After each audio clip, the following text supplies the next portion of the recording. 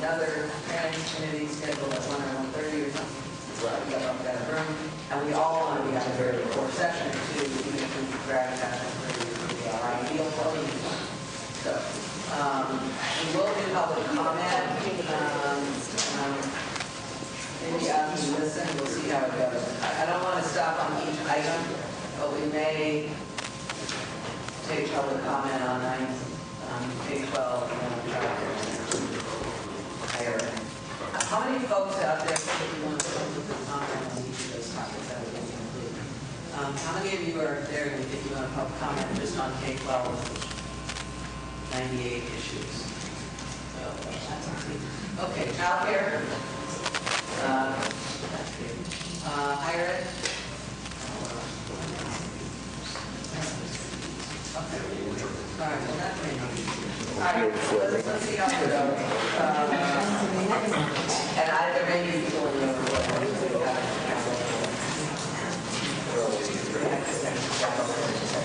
All right, let's start with we had all about trying to explain this. Anybody doesn't have to get one of these, but we'll give it all the way up. Just 90 seconds. Very easy. So Jennifer Kuhn, Legislative Analyst Office, and again, you should have a handout entitled Overview of the Education Budget. And last hearing, you'll remember you were really focused on the overall state budget problem and the governor's overall package of budget solutions. Today, we'll just focus on education. The handout starts with Proposition 98, which, as you know, funds both K-12 education and the California community colleges, and then turns to higher ed. So the purpose of the handout is just to lay out the overall architecture of the governor's budget, focusing on overall funding levels across the time period.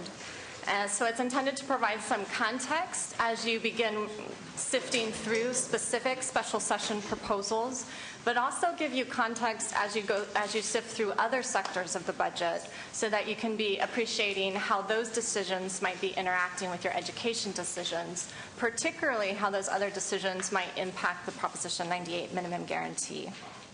So turning to the first page, which again focuses just on Proposition 98, many of you have heard different perspectives out there on how the governor's budget treats education, how well education fares. So just so that you're familiar with these three different views upon which people have been characterizing the governor's budget.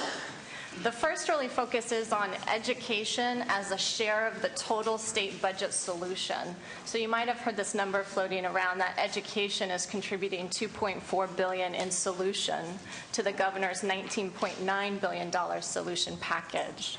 And so this is very important for those who are tracking the health of the general fund condition and trying to make sure over the course of all your actions that you have a package of solutions that's totaling something like $19.9 billion.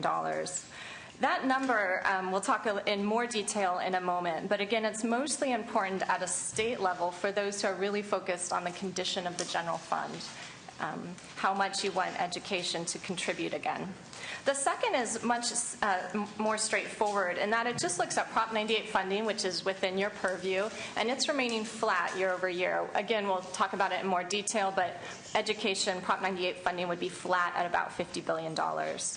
This, again, is important because this is the funding stream that you control, that you make decisions regarding. The third perspective is from a school district's perspective, and they really care, again, about the size of their program. And some of you have been hearing that overall Prop 98 funding is flat, but school districts are still taking a cut. How can this be? And that's really because school districts have been relying on other funding sources to support their core program the last few years, and some of those will be going away, like restricted reserves they were able to dip into, but if they used them, that was just a one-time solution for them. The federal stimulus money is helping them over a period of years, but ultimately in a year or two here will have been spent. So the next few pages, and in program terms, K-12 is being reduced about $300 million in the current year and almost $2 billion in the budget year. And then child care program in the aggregate is reduced about $200 million in the budget year. So those will be, the various proposals are embedded within those numbers, and you'll be walking through those over the course of the afternoon and then later on in the year. So the next 3 pages go over each of these views in just a touch more detail, just to make sure that everyone's well grounded on how these numbers are derived. So the first number, again, focuses on budget solution. That $2.4 billion number has really three major components. And some of this solution, the bulk of the solution, is being driven off of the governor's proposal for modifying 2008-9 Proposition 98 spending. And again, there's a lot buried within this number as to the governor's changes to the prior year, to 2008-9, and how that will impact the Proposition 98 minimum guarantee in 9-10 and 10-11. We'll also walk through that in a little bit more detail. But it's just important to know that, again, most of his solution is driving off of his treatment of 2008-9.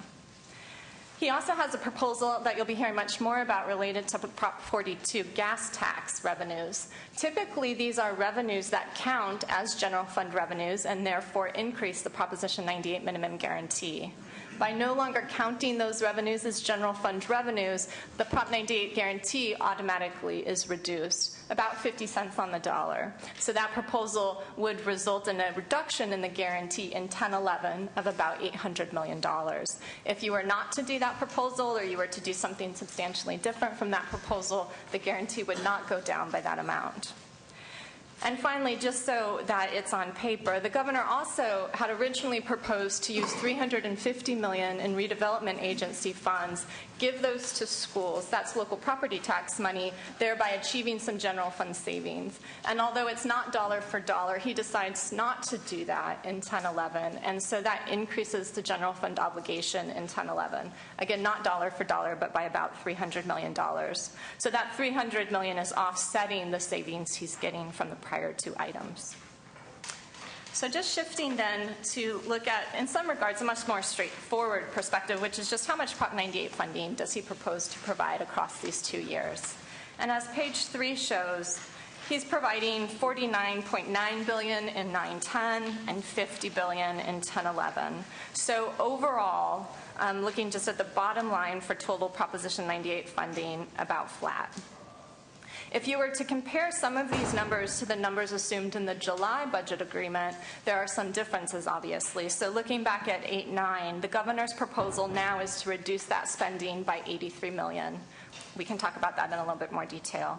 For 9-10, it's to reduce spending by $568 million. And then again, just comparing 10-11 to 9-10, there would actually be an increase of just about $100 million. So I think, again, over the course of the season, you'll be talking about what's embedded within those numbers and specific budget year proposals, but that's just to, again, give you the context of how much funding is being provided under his plan. The other perspective on page 4 is really a school district perspective. They care about how much program they can support in 9-10 and 10-11 under the governor's plan.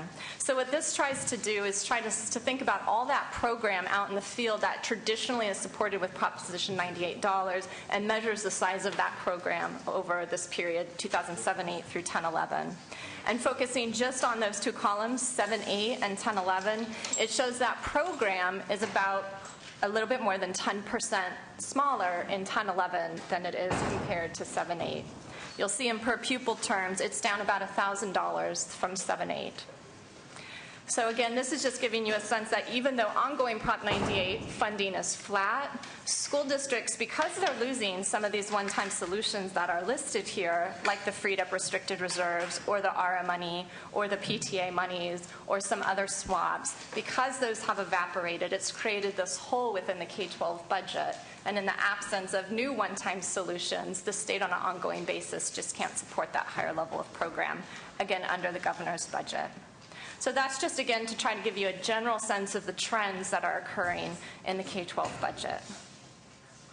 Even being familiar with those three views, there are two other types of conversations that have been happening over the last few weeks. And so I thought we would just run through those two other issues. One relates to how the governor's plan compares to the July budget agreement when it comes to some major big picture Prop 98 issues.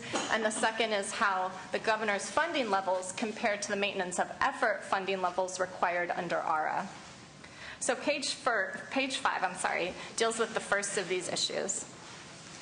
So as many of you remember, last year there was a debate that emerged as to how the state constitution should be interpreted when it comes to something known as the Proposition 98 maintenance factor. And in sort of simplified terms, this maintenance factor reflects a long-term obligation to education. The state creates it when the funding provided to schools is less than would otherwise have been provided due to growth in the economy. The state keeps track of that difference. The state pays maintenance factor when the state general fund is outpacing growth in the economy as measured by personal income.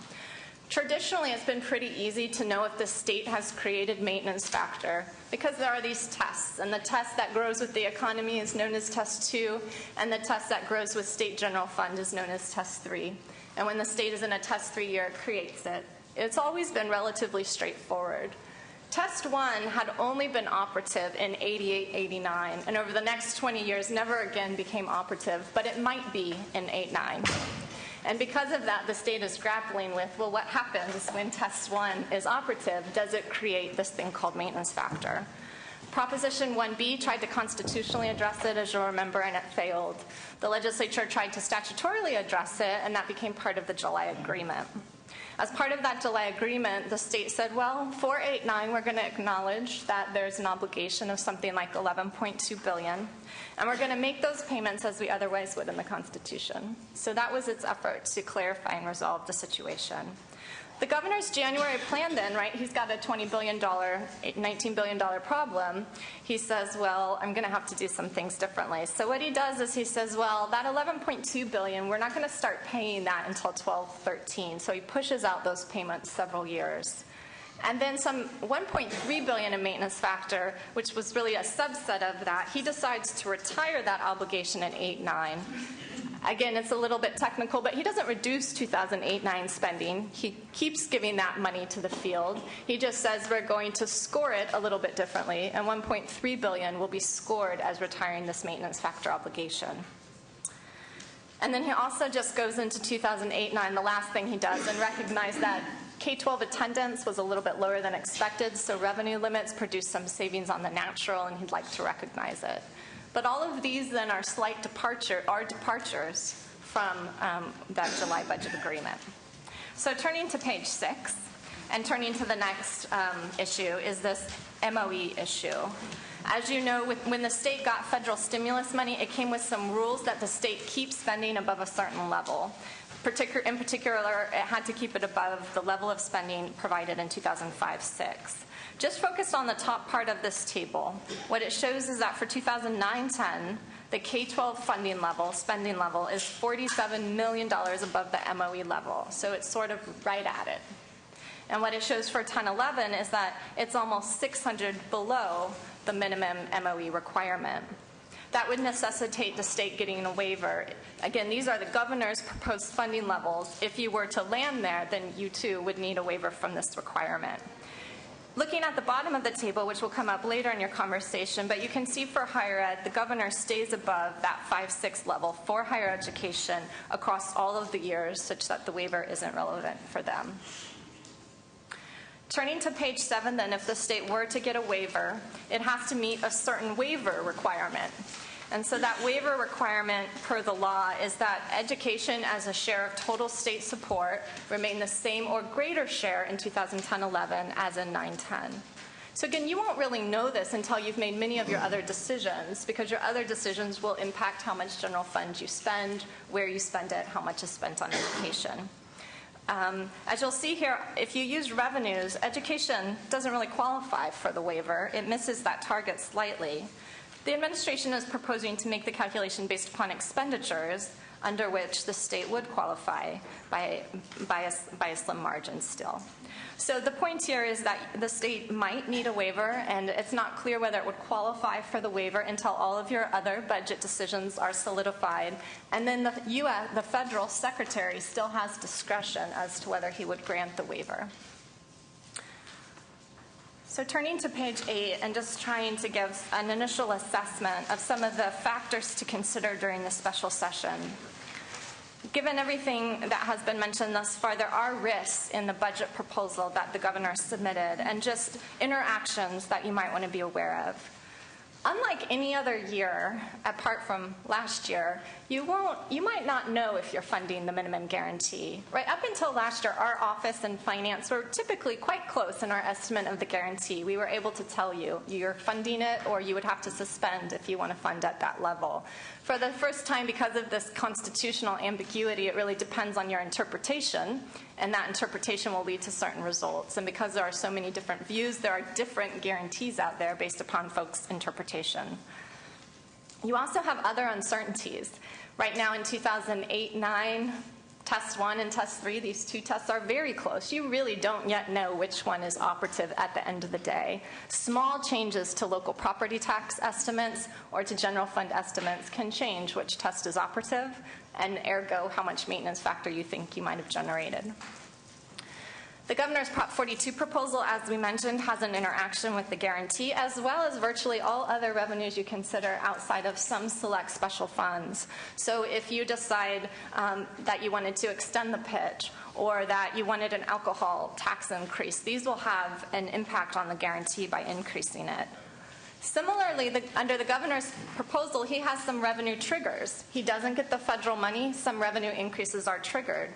All of those are are general fund revenues that would count toward Proposition 98. Those will also increase it. And then again, there's uncertainty, as we mentioned, with the federal waivers. So at this time, you're facing so many other unresolved issues and uncertainties that you might want to wait until you have some better information. The next 2 pages are just a list of the special session proposals, and I won't walk through this. This is just hold on 1 second. Let me just for purposes of order and our sanity, I'm thinking just go through the parts of this that aren't related to the child care, if you would. And then I'm going to suggest to members that we take a pause. Finance is available in the audience, as is representatives of the Department of Education. Should folks have questions, they want to direct at them. But I'm thinking for structural purposes that we sort of want to ask questions related to all these assorted 98 issues that she's raised around the maintenance factor and the ERA funds. And any questions people have around those issues, that we do those, allow public comment on that set of topics, and then go to child care, and then go to higher ed, just because I think we'll get real confused if we try to take all of those issues together. Okay, so just to save you even more pain, because I know it's been painful enough, but on page 9 and 10, it's really just for your reference. If you hold on to it, you'll see that it just is a cheat sheet of all of the special session K-12 proposals before you, and on page 10 is just some assessment as to how time sensitive it is, if it's crucial that you do it now, as well as some other assessment if it's really policy or technical, et cetera. But since I think you have it on your agenda to walk through these item by item, we won't waste your time and do that now. It's just for your future reference. Okay. All right, members, just given all of the questions that arise based on some of this, I just want to give people a shot. I know Senator Wright had a question. Go ahead. I don't understand, and it's probably there. Let's assume that the state's revenue is down 30%.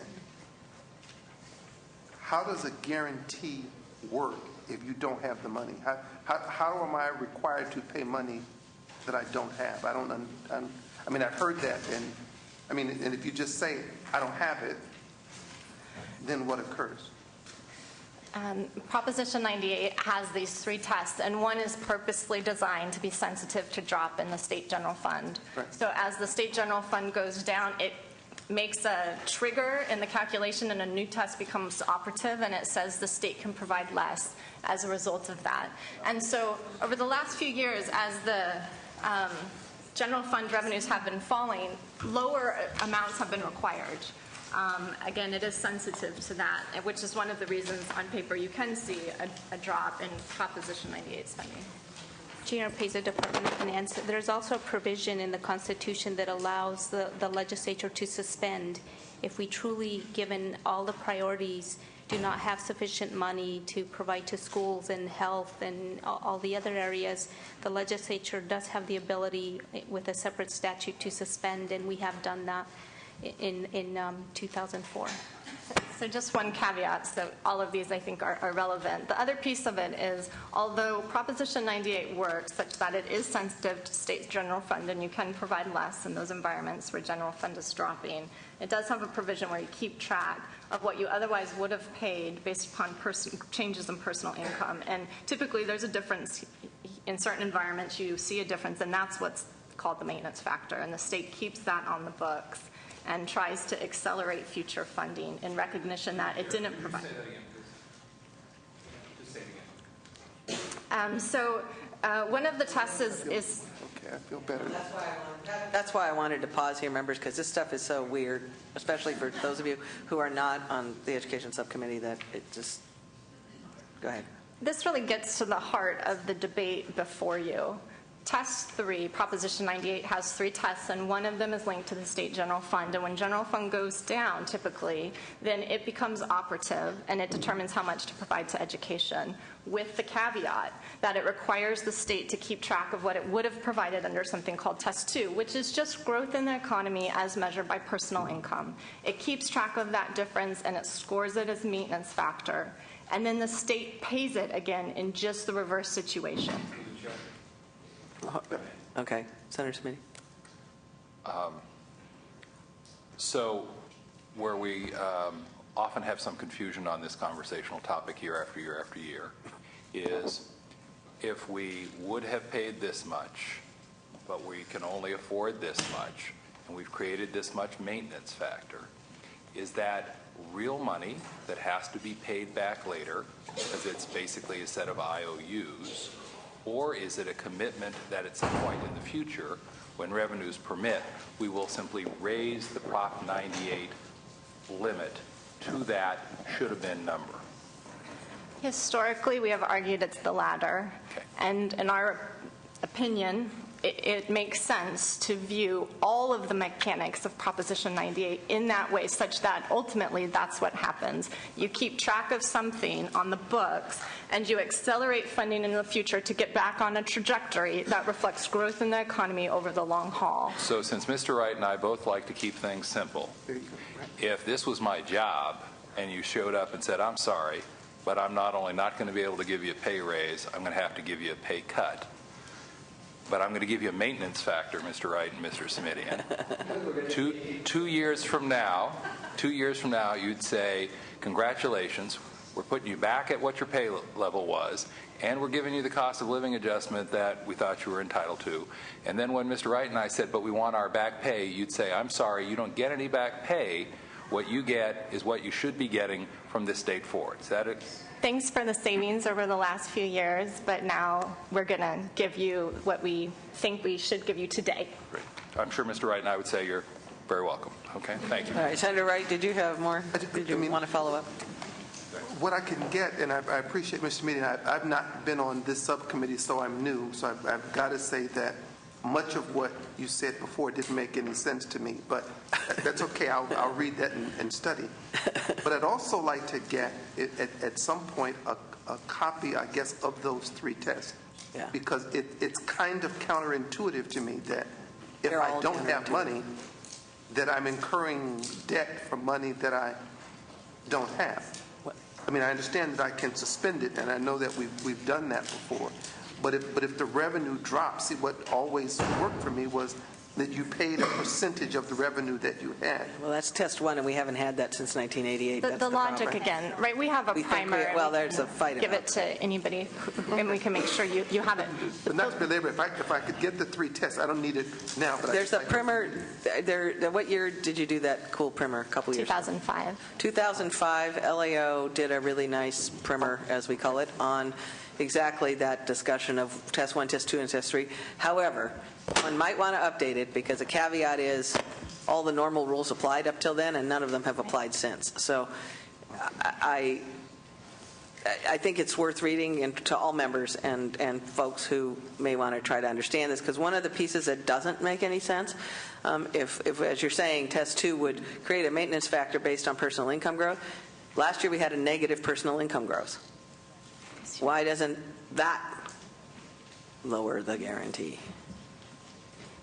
And the other thing, just to keep in mind, not to make things worse, but when you suspend, you also create a maintenance factor. Yeah, well, that's clear. That's the only place where it's clear. I mean, Senator Wright's correct, that it's clear when it's a percentage and there's something like we suspended and therefore we may owe you. That piece of it most folks get. Where it gets all convoluted is this test 1, test 2, test 3 business. Are we in it, are we not? And all of these other factors that are outside of this discussion affect that. If we extend the taxes or don't. That might help me, because at first I was worried that I was the only person who didn't know what the hell was going on. No. I feel better now. This is, and some of the governor's proposals and some of what's going on here are such anomalies, and this economy has been so anomalous that 20 years worth of Prop 98 kind of computer calculations that made sense aren't working anymore. So, all right. Ms. Liu had some questions, but if you want to finish following up. Yeah, Senator Smitty. I just wanted to make the case before we all vacate the room in a little bit that that it may seem odd, but that there's a fairly common sense notion here, which, to your point, Senator Wright, about, gee, if I don't have the money, I can't pay folks. The premise of Prop 98, notwithstanding the convoluted Test 1, Test 2, Test 3 mechanism, is, education ought to get a certain piece of the action. We want to make sure over time that education gets its fair share. We understand that sometimes times are tough and we won't be able to fully fund what education should get. So we're prepared to acknowledge that using Test 1, 2, or 3. But when those times come, we need to say, let's not rebench what our fair share is at a permanently lower level. Let's remember that ultimately we're going to get back up to what we think our fair share is. Now, different people have different views about that, but that's a fairly common sense notion. That, as I understand it, has always been the sort of the basis for the maintenance factor. So just the wrinkle, I think that was said very well. And traditionally, this is how the state, I would argue, our office has understood Proposition 98. Yeah. The debate before you goes to the heart of should it work that way or should it work another way? And because historically that is what's happened, and that built our understanding of how it was supposed to happen, we think certain things should happen in 8-9. And the question is, does the Constitution read such that that would indeed happen, and does everyone agree that is indeed what should happen? So it really does go to the heart of, does it work the way that it's been described? Could I follow up on this Prop 98 just a little bit more? Question from Ms. Oropeza, if I may. Just to be very clear, the governor is not proposing that we suspend Proposition 98 again. Correct. Yeah, but that's because he's calculated it so that he can get $2 billion in savings without doing that. But it goes back to the heart of whether, in fact, we created maintenance factor or not, and that's really the issue. And in this year, we believe we're in a Test 1, and you do not. You think we're Test 1 in 9-10? We are in a Test 1 in 8-9, In 8-9. 9-10, and 10-11. And so that's the real issue, is whether or not, in fact, we create maintenance factors starting back in 8-9. And the language that was passed, the so-called agreement, July, assumed that we would be in a Test 3. And that's when we created this maintenance factor, because we all believe that the revenues where they were in 8-9 were going to hold at a certain level. They dropped even lower, causing us to be in a Test 1. Well, and so now we're saying we technically wouldn't necessarily. But if we did not, for instance, this is where it gets, members, this is like the 4-level tic-tac-toe board. If we did not accept the governor's proposal on gas taxes, would you find us to be in Test 3, not Test 1? In the budget year, I think we would still be in a Test 1, even with that. It starts back with where those you revenues? It goes back, yeah, it goes back to where you are in 8-9, and it builds off of each year. This is making it particularly difficult, because normally you have to figure out what does your baseline general fund look like, and that could push me in and out of some of these tests.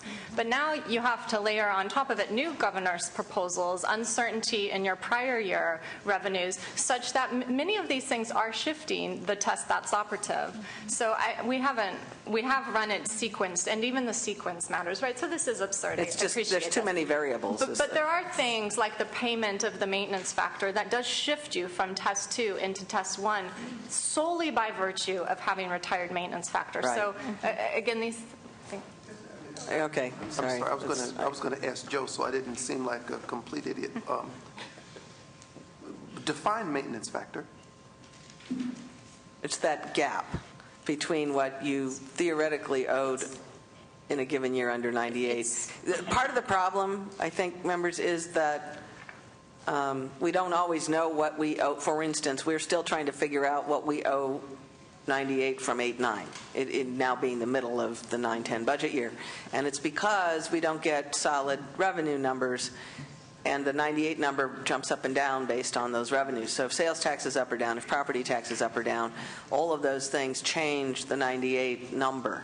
And what's happening in part, and what the governor's partly trying to get at, is this 8-9 number. Now, last summer we sort of all said, this is what it is, and we're going to pay back based on this thought.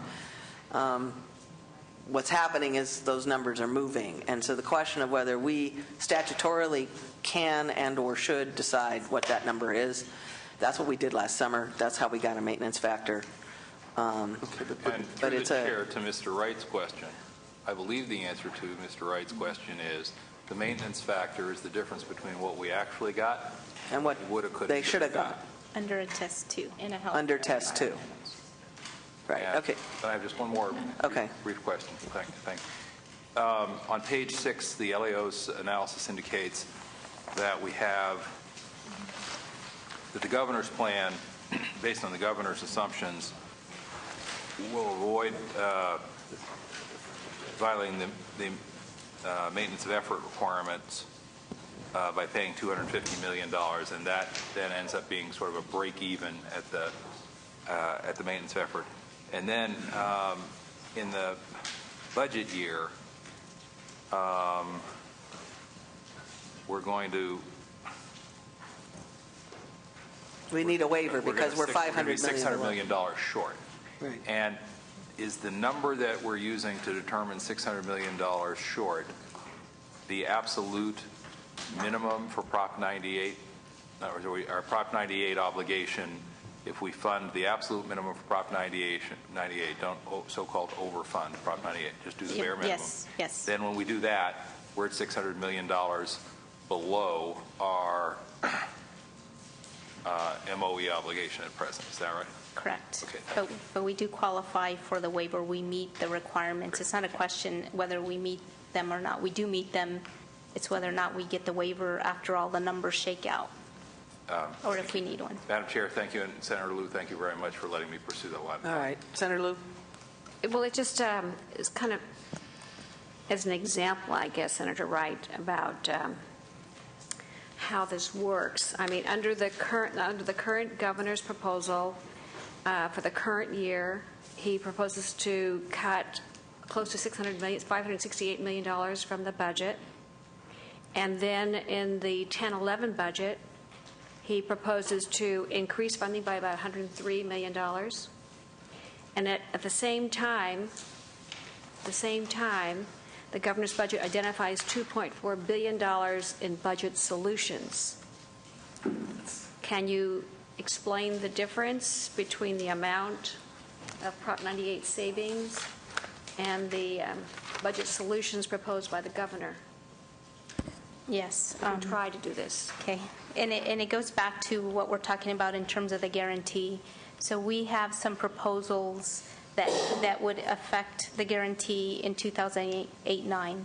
We proposed to reduce the guarantee, the certified amount, by about $83 million. That has the effect of reducing that roughly like amount in each of the years, 8-9, 9-10, and 10-11.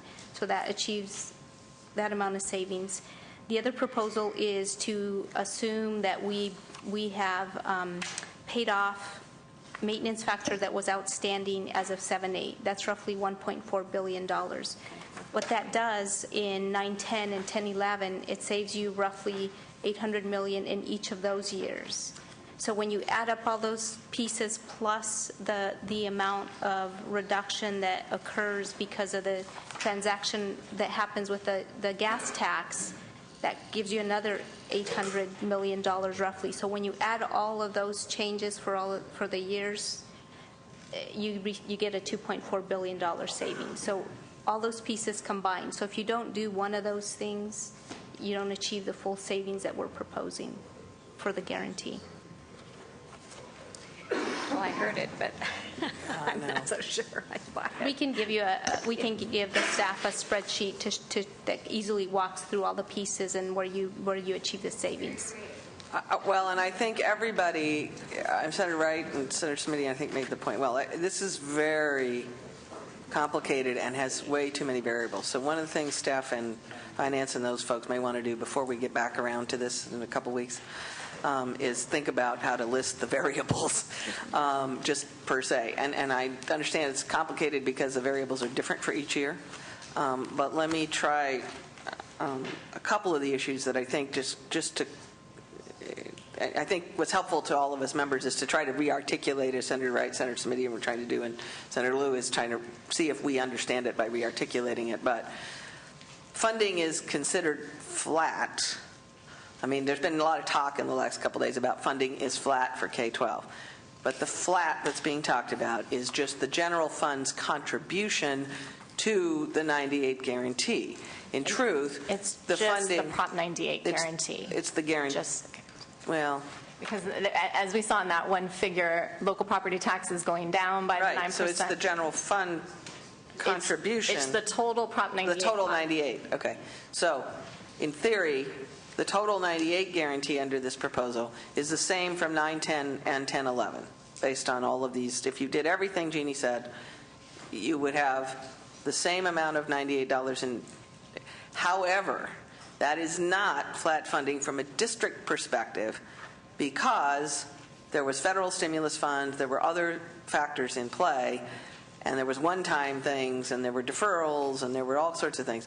So that in truth, for the district's perspective, it's a $1,000 per pupil reduction from 9/10 to 10/11 under the governor's scenario. Is that accurate? Yes. Okay. So, I mean, we sort of need to walk it through in that fashion in order to figure this out. The other question, I think, for a lot of districts, and this has gotten a little complicated with the federal waiver business back and forth, is whether there is an issue. It came up, I think, in last week's hearing that there might be an issue for districts who did the wise and advised thing of not trying to spend all their ERA money in 1 year at one time, knowing that there were going to be issues in 10/11. Many of them, in fact, figured out how to basically schedule that money over 2 years. So from the district who did that perspective, the reduction of $1,000 per pupil might not actually occur because they may have some federal dollars that could help them offset that. However, some other districts may not be in that position, and I think one of the things, CDE, wherever you are, we don't need you to come up and say it now, somebody needs to survey the districts and figure out what that looks like. And make sure that none of them will get dinged by the federal government for having done wise planning. And I believe the Department of Ed is sending out and reminding people about the rules, the 3-day cash rule. So districts, in fact, don't have to draw down the money until they're ready to spend it, and that will avoid any penalties. Okay. Or if they do draw it down, spend it on something and move those dollars over and save those Save dollars. reversion Right. dollars. All right. The other, okay, hold on. Let me just, I'm just doing a couple of clarifyings here, and then I'm going to kick it over to other members. The other one that confused me was the governor's redevelopment proposal. Is that based on the theory that we lost the lawsuit, or just that we're not going to do RDA shifts in 10/11 under the governor's proposal? Here's that one. I lost that page. I believe that was an effort to help provide funding for some of the services in the health area. because Prop 98 works the way it does, when we lose property taxes, we automatically backfill with general fund. And when property taxes go up, then the general fund share of the Prop 98 goes down. So in this case, there was a decision made to provide additional services in the health area. So by shifting these monies away from schools and to the other areas, then additional The services. property tax? Why would we? It goes to county services, and my understanding is it's ensuring that there's some, and I can get you the specific services in health. No, but that would be covered. redevelopment agency funds, the last couple of years, we've been sued, but basically we shifted property tax from cities and counties to schools in order to protect the 98 guarantee and Correct. lessen the impact Right. on the general fund. Your proposal does not do that in 1011. Is that what I'm In reading? 1011, it's a shift away from schools and to counties to cover some of their services in the health area. I can give you the specifics. The redevelopment funds the counties don't use that way. They're shifting the money to counties to help Redevelop? reimburse $350 million to the Yes, counties. some things have been percolating, but I think the story is in 910 there was $850 million that you'll remember as part of a larger package of RDA that totaled $1.7 billion. $850 million in RDA money went to schools. Because of the lawsuit, because of the risk of the RDA money, it's recently been sort of swapped out and converted into safe local property tax money.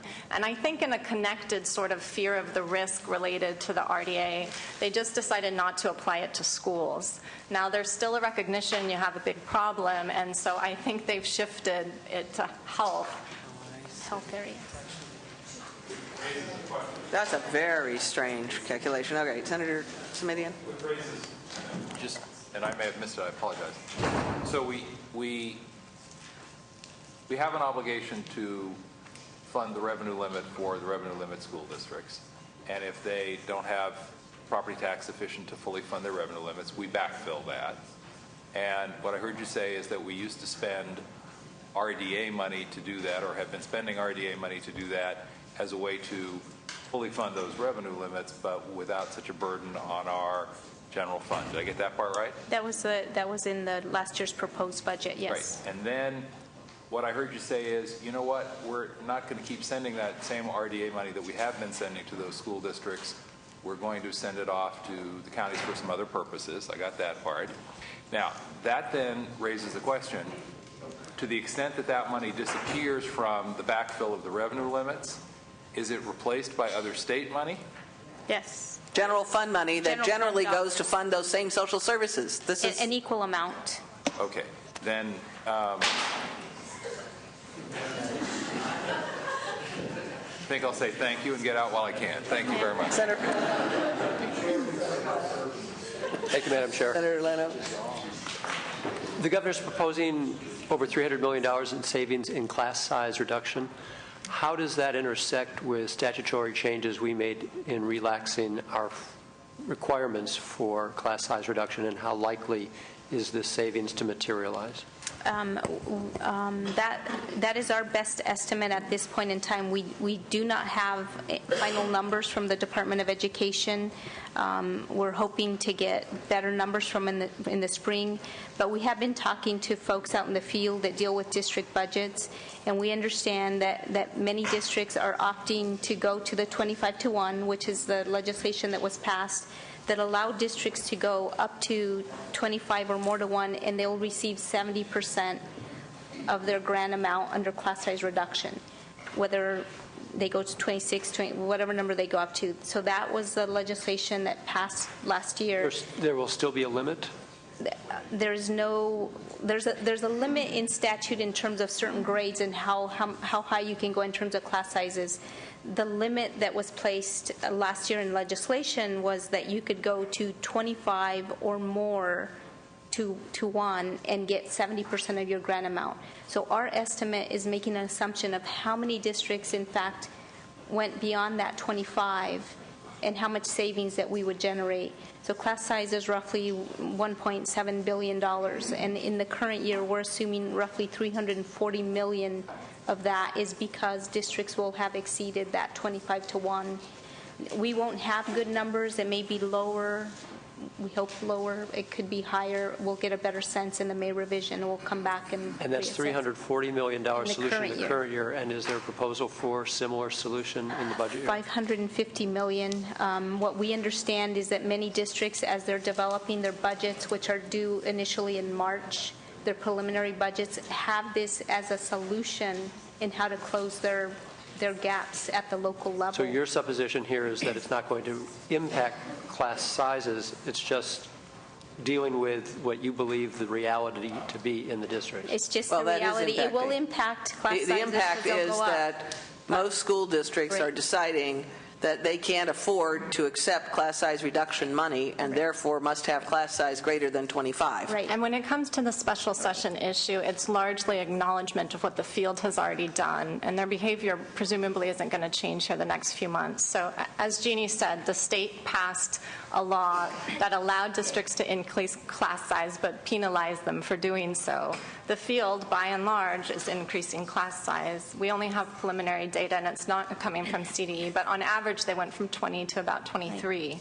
And then they were penalized. So that savings in 910 is automatically coming back to, it essentially never even left the state. The program cost less than expected. Now, what That's will just the happen result of the legislation. That's just a result of the legislation that's happening on the natural. Now, you have decisions for 1011. Again, you might want to hold off to recognize the savings, because how districts, the extent to which they increase class size will be dependent on their overall budget by and large. And so you'll want to be able to make those types of decisions in tandem. If they are cut another $2 billion, for example, in their revenue limits, it's likely that as a strategy, more of them will increase case 3 class size, and savings again will materialize on the natural. How accurate do you think the $340 million is? Again, we've run some preliminary estimates, just knowing that with a sampling of districts, the average has gone up from 20 to 23, and that makes the $340 million estimate in the ballpark. It would be great if we had actual program participation data and we actually knew class size by district, because districts are penalized, obviously, individually based upon their own class size. So it's a very rough estimate at this point. Thank you, Madam Chair. Well, it raises the question of whether we ought to dump out the program and just give people the money and let them go figure it out, and stop the penalizing thing that just makes the numbers shuffle back and forth. Yeah, we may think about that one later. I don't know. On timing on the waiver issue, what is it? What anticipation do we have of the federal government telling us whether they've granted the waiver or not? So as I understand the process, the federal government, we just submitted our application. What they'll do is they will accept our application and basically tell us that they will not provide a final waiver until our numbers are actually final. So if we were looking at 8-9, they could tell us in the near future, but because we're looking at 10-11, it could be 2 years down the road from that, because they actually want the auditors to come in and do an assessment of all the states. I think they selected 12 that they were doing major auditing in, and then some less frequent. And unfortunately, we are one of the ones that have the 6 set of So we would be auditors. making decisions this year based on a theory of a waiver we won't know whether we get for 2 years? We meet the requirements for the waiver, as I indicated last week. Based on expenditures being at the You can meet it in 2 different ways. We meet it based on expenditures, and that's the way the rules are laid out. So it's not whether we meet it or not. So we have no reason to believe that they shouldn't approve our waiver, since we meet the qualifications they laid out for a waiver. And they've already granted one to Florida, and I believe the other one was Nevada. This is called race to the waiver, Madam Chair. It just All right. Does anybody, I mean, this is a headache thing, and I imagine, members, we're going to have to go through this more than once, but this is sort of the opening. Perhaps just one final comment. Yeah. Right, your first part of the conversation presumably was torturous for you and for us. So this is just to say that Proposition 98 has taken on a new complexity, and it was complex before. And so certainly you can have discussions as to whether you want to lend clarity to one of these constitutional interpretations, surely that is within your purview. In the absence of that, you might find that this kind of conversation isn't all that fruitful, and then you might want to switch gears to say, how much of my budget do I want to give to education this year? How do I want to spend those monies? And then you can have a much more productive conversation. Now, having said that, the big kickback is you might not know if you've suspended, and that's a big deal. So I appreciate that they can be taken in tandem, but there is so much complexity that, again, at the end of the day, you might just want to focus on how much is going to schools, how is it being used. Well, no, and I think that was Senator Wright's point, is can we simplify this? But the problem is, without understanding some of this, we don't know whether we've created lawsuit obligations, we don't know whether we've created liability in the maintenance factor, we don't know whether we've created constitutional problems, we don't know whether we've actually voted to waive even though we didn't vote to waive. I mean, there are some pieces here where it might be a good starting point for us to say, let us just presume for 1 minute, we just said, you know what, we're doing essentially our own version of test one, 40% is 40% is 40%, you're on your own. And we ought to figure out what that calculation would look like in terms of real numbers and real impacts to districts versus some of these more complex formula questions. And I think that was the point from over there, Senator Wright and others sort of going, what can we spend out of what we have? But because Proposition 98 is constitutional, that adds complexity to the problem for the lawyers on the thing. Senator Dutton, because he hasn't talked yet. Let's go first. Yeah, actually, the reality is it doesn't matter what we do. We're probably going to be sued anyway, so it's going to make a difference. Just the bottom line, with regards to 98, it represents for the 10-11 budget about 43%, as I recall. And then under the governor's proposal or under what? Yeah, under the current, what we're looking at right now, it's about $36 billion of the $83 billion total that we're looking at. So that's about 43%. So, and what we're actually have is the solutions that we're looking at. They represent about 70% of the total solution, as I recall, in the 10-11 budget. With the current year fix of the 8.5, for the most part, while I agree that they're still getting reductions, but the reality is, as far as their portion of the $8.5 billion solutions that we're looking at for current year, they're basically not doing anything with regards to that, right? That's correct. No, I understand all the other issues. I'm just trying to look at the big picture is all I'm looking at. So. And if I could just add, in terms of the percent of general fund spending, from 8-9 to 9-10 and 10-11, just the K-12 portion of the guarantee goes up from 38.06 to 38.07 to 38.81. That's just the K-12 share of what we're spending of the general fund for education for K through 12. It's less than 40%. The guarantee, no, he's correct in the guarantee. I'm just talking about in terms of K-12. It still goes up as a percentage because community colleges is in the higher ed section. So if that didn't give everybody a head, Senator Smithian. Ms. Kuhn, a minute ago you made the comment, if I heard you correctly, that we did have the ability to clarify the Prop 98 obligation. Did you mean, I mean, if we have how might we do that given the fact that the obligation is a matter of constitutional directive? So presumably you would need to put something on the June ballot. So again, it wouldn't be an especially easy fix. It's not something you can do unilaterally, but you could adopt an interpretation that you favored and put it on the June ballot and get the people to approve it. Okay. Somehow when you said it, it sounded like we could just, put our good heads together and come back tomorrow and we'd clarify that obligation. In Prop 98 land, really? Not happening. All right, just for clarity, more clarity, whatever. Let us look at the actual agenda here and ask the LAO very quickly. I think we've talked about all of these issues, most of these issues to death, but there's a couple of them that are laid out. The way the agenda is laid out, members, is just the issues of sort of presented by the governor's proposals. So while we have all the relevant parties at the table, let's go through page 5 of those, and then we'll ask for some public comment just on the issues through page 5 of the agenda, and then we'll go and make ourselves crazy over childcare. Okay. So just briefly, because I think, members, we've talked about most of these issues.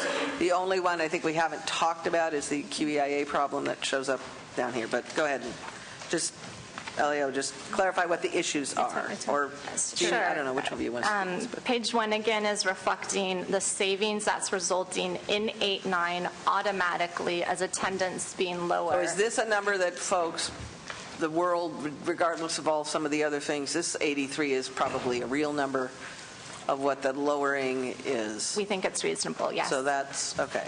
So that's a baseline number. Next.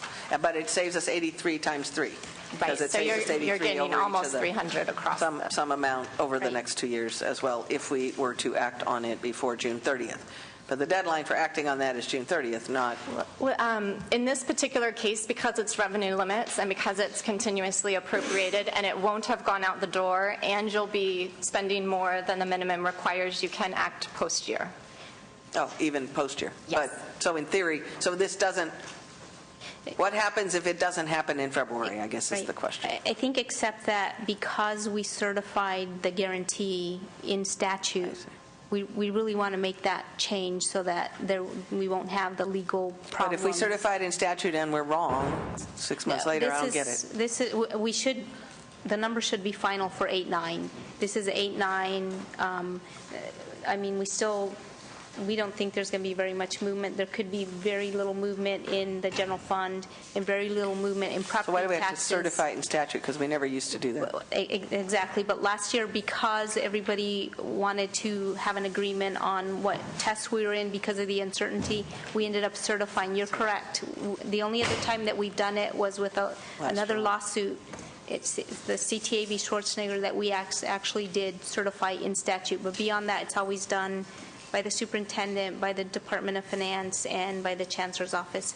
And we come So back. what you're asking for in February is a statute, basically a trailer bill that says the 98 number for 8-9 is $83 million less than Correct. what it was Correct. in the actual budget. Right. And that number won't change because we have the ADA reported and the corrections, and so we know that's not going to get obligated. So that number will drop. Leo, you agree You with might that? find in the end that you do want to go back and revisit 8-9. Yeah. You have precedent for revisiting years after they've closed. $83 million is a relatively small amount. It's connected to a technical savings item which will materialize. So it's really embedded in your overall Prop 98 decisions, and you probably want to have more clarity on where you're heading with those overall decisions before you would. All right, page... You can close something in a year, like prior to. Yeah. So there's like some Twilight Zone stuff, you can go back Right. in time and fix it. Yeah. We actually, a year. Because we don't know the real numbers till a year later. Alan said that, I thought he made it up. A year or so ago, we went back and certified for the last Yeah. 10 or so years That's what happens. within the guarantee. We hadn't done that for many years. All right. Next issue, page 2, is the $568 million issue that I think was talked about. These numbers, again, are corresponding to the overall Prop 98 funding level proposed by the governor in each of those years, and it's just reflecting the year, the change from July and then the year-to-year change. Again, these would be tied up in your overall Prop 98 package where you think the guarantee is, how much you want to provide. They're natural savings, again, so they will materialize. So very similar to the earlier issue, if you wanted, you can wait. Again, you might argue there's no harm. You have to in- accept the $1.3 billion maintenance factor payment in order to get these savings? There's an interaction there, yes, because either we would be under-appropriated and have to spend more money, or we are above and we make reductions to bring the guarantee down, depending on how you treat the $1.3 billion. These two issues are really falling out of a broader conversation on what you think the Proposition 98 minimum guarantee is and/or what level Whether you we want to care provide. under Senator Wright's scenario. All right. Page 3. This is the class size reduction issue. And it's a more specific breakdown of page 2 where it tells you exactly how the 568 million would be captured, the programs it would come from. So most of the 568 is coming out of this class size reduction savings. Right, and the numbers below the 228 and the 27 are simply technical adjustments to the revenue limit. They would happen anyway. But they only happen because we acknowledge the maintenance factor and the governor's gas tax proposal, or not? They happen even if we don't do that? These down here, they're technical, they just happen. The class size, you would have to take an action on, but not the ones in the bottom. So in theory, the 83 million and this 228 and 27 are all things that we get just kind of... Right. Because the economy is what it is. Because they're coming from revenue limits and they're continuously appropriated, they will show up as savings. It's just, and you'll recognize them. You're realizing the savings as we speak. Yeah, no, they're part of our solution that we sort of can bank because it doesn't require us to do lots of different things to get there. Right. With the big caveat that as soon as you start recognizing the savings, you've implicitly made a decision about where you think the guarantee is and or where you want to fund. So although the savings are there, if you decide to use them as solution, you're doing so on the premise that Prop 98 spending will be reduced. Right? If you thought the guarantee was higher, you wouldn't. Right. You would use this for some other program. You would take the revenue limit savings and put it into special ed. But I think you can recognize the savings without yet finalizing where you end up in terms of the guarantee. Because those savings would be there. I guess the ones that keep coming back are, would those savings appear with or without the governor's gas tax proposal and with or without the maintenance of effort proposal? Right, yes. And this is yes for these, These are base, okay. QEIA, that's one issue we hadn't talked about, so why don't we do that quickly? Elio, or... So our proposal here is, in order to meet our maintenance of effort in 2009-10, we're proposing to forward fund a portion of QEIA in 8-9. If you recall, in last year's agreement, we funded QEIA within the guarantee, and we made reductions in other areas to make room for that. This would just basically forward fund a portion of the $450 million obligation that we have in 2010-11. These dollars don't impact the guarantee. They're outside. It's money that we owed before. Again, traditionally, the QEIA was funded out of the general fund, not 98. And this would... Last year, we kind of saved ourselves some money by putting it within 98. Right. It is 98. It's just not within the guarantee. It's monies that we owed as a settlement agreement from and it's one-time money that doesn't build the guarantee. It's outside. It doesn't build the guarantee, but it is within the 98. You can spend it. Right. But if we did this proposal, are we doing the same thing we're doing with the maintenance factor, just saying money you already got, we now call QEIA, even though it's the same money you already got for something else? No, this is just simply moving the funding 1 year earlier than before. This is making a June payment. But it's $400 a year, $400 million per year. $450 each year, right? So they're paying some of it early. So like from a state cash flow. But okay, let me do it this way. This still assumes 450 was paid in 9-10, and then this 280 is on top of that 450. It's not in lieu of that 450. That's correct. Again, this decision will, whether you have a problem staying above the MOE level in 9-10, will depend on whether you've reduced spending by $568 million or some part thereof. If you have reduced it such that you fall below the MOE level, then you would need to do something like this. So this is sticky because it's, again, part of your Prop 98 package, but they want you to do it in June. So it's one of the more delicate ones. All right, page 5, categoricals. So these next two proposals basically take some monies, reversion monies, and propose to fund the charter school facilities grant program. What is it funded at currently? Why would we increase it? There's an obligation to take the money that's in the multi-track year-round schools program and shift it over to charter facilities.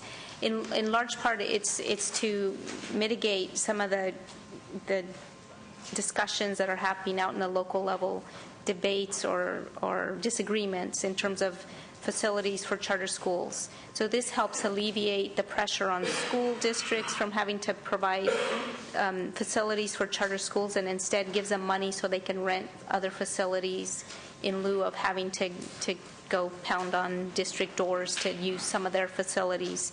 And last year there was an agreement that this program, it used to be funded on a reimbursement basis. The agreement was that we would fully fund it, so that it would be an ongoing funded program like all of our other programs. This money basically pays back the money that was owed in 8-9, and then we have money in 9-10 to keep it on a current basis. And each year we get more charter schools that meet the qualifications for these dollars, these grants. And so this basically helps fund it. This is more and more on a charter current- schools that are housed in non-Field Act buildings. Correct. Well, in this In light particular of the issue, earthquakes in Haiti, one might want to think about that. these two issues are different from the other items in that the proposal is to provide schools additional 9-10 money. So it's time sensitive if you wanted to actually get 9-10 funds back out into the field. Well, I guess what I'm concerned about isn't just the amount of the fund, but who are these schools? What are they doing? Who needs it and doesn't need it? Do we care? I mean, is there anybody out there that needs it, wants it? So for I'm this just not sure. Just funding it to fund it kind of doesn't It's work. not funding it to fund it. It is a hardship on charter schools, and it is a quite area of controversy between charter schools. But do we and school know, is there a districts. list of charter schools who've applied for this money where the money's not available Well, we that can provide- causes us to believe Right. there needs to be an increase in the funding in We that can- fund? we I can think that's provide that more the list. question. Yeah, we Senator can Wright? provide and that the list. Oh, sorry. Again, I apologize because I don't know the answers. That's why I asked. So if school district A has a charter school that says, I want some money, and if the school district says, I don't have any money, what happens? Typically, in this situation that we're talking about, they're just asking for space, classroom space. They're not necessarily asking for funding. Let me The revise it. state, If school district A says, I don't have money or space, what happens? then the charter school has to go find a facility to operate in. And in many cases, they go out and on their own, sometimes they go out and lease facilities. We do have bond funding that they've had access to under 2 separate bonds. But this money basically helps pay a portion of their lease costs. So they have to go out and rent facilities. What we found, even though Prop 55 obligated districts to provide charters with their fair, equitable facilities, that hasn't happened, and there's a lot of issues out in the field, lawsuits and so forth. These monies help alleviate that problem by providing funding for charter schools so that they can lease facilities, and the districts are then alleviated from the requirement to give them those facilities because they find their own space with these dollars. So the charter school actually has a cause of action against the school district, irrespective of whether or not the school district has the resources to either provide the space or the dollars? There is an obligation to help identify, find, if the charter needs space to operate and they're within the district, there's a constitutional obligation that they help find. Well, generally speaking, what was facilities. happening is you converted an existing school into a charter Some school. cases. What we're talking about here is some charter school that's so small that it doesn't use a real district facility, and They could start out needing a classroom or 2 classrooms. They usually start by grade level, and they build up from that. But there are many situations where it's a clear conversion, and then there's not a problem because the facilities already exist. In other cases, as districts have declining enrollment, then they'll have empty space. But the question is whether or not that space works for the charter school or vice versa, that the district wants to offer that space to the charters. And there's, all different kinds of situations out there. But this money, the reason that this money was initially put into the budget many years ago was to help alleviate that problem.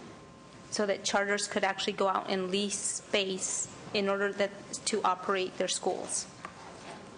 So it kind of helps both the charter school and the school district. If it's needed. I mean, I think it goes back to the question that we'll want answered before too far down the road.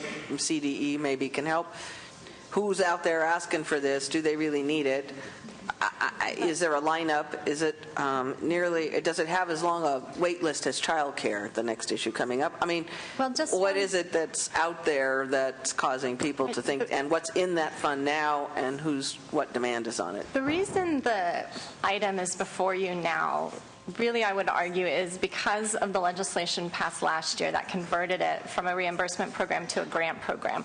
Otherwise, right, if you wanted to make changes to this program because the wrong schools are being served, or too few, or too many, or the rate was wrong, right, you could have much more time to flesh all of those issues out, I would argue. You could have a policy or fiscal hearing where you focused on all of the specifics of the program. The reason it's before you, again, is because essentially, whether it was the administration or the legislation, they're both out there saying that you essentially are required to double up in 2009-10 because you not only have to pay last year's reimbursements, but you need to pay this year's grants because we want to convert the funding mechanism.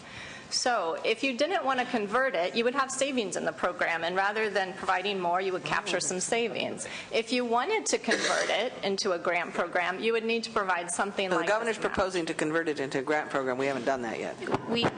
That has been done in statute. It converts it to a forward-funded grant program. There was sufficient money last year. It was reverted, not fully utilized, but there should have been sufficient money in that. So we're just proposing to put that money back and adhere to the legislation. But we still don't know if we really need it. That's really my problem. Senator Leno? Very brief, broader question. Yeah, sorry. What allowances are there for the use of these Prop 98 savings? You could redirect these savings into any program of your choosing. They could reduce a revenue limit, be used for special education, whatever you wanted to do. These are just Prop 98 monies with any Prop 98 program. Thank you. You can use them for something else. Okay, and the other one? Child care included? Wait, the flexibility? Yes. Yeah, child care is included. The flexibility, last year, as part of the agreement, we consolidated roughly 40 categorical programs into a block grant, and as part of that, there was a recognition that there would be new schools, both charter and non-charter schools, that could be created. And this money, there was an agreement that as those schools came on board, they could apply for those categorical programs, because the rules were that you received whatever you received either in 7-8 or 8-9. So if you didn't exist in those years, you got zero. So this money is to recognize the creation of new schools and the cost in order to ensure that those schools get their equitable share of those categorical programs. Did somebody? Okay. Senator Negrete-McLeod, and we need to kind of move on here. We're get behind.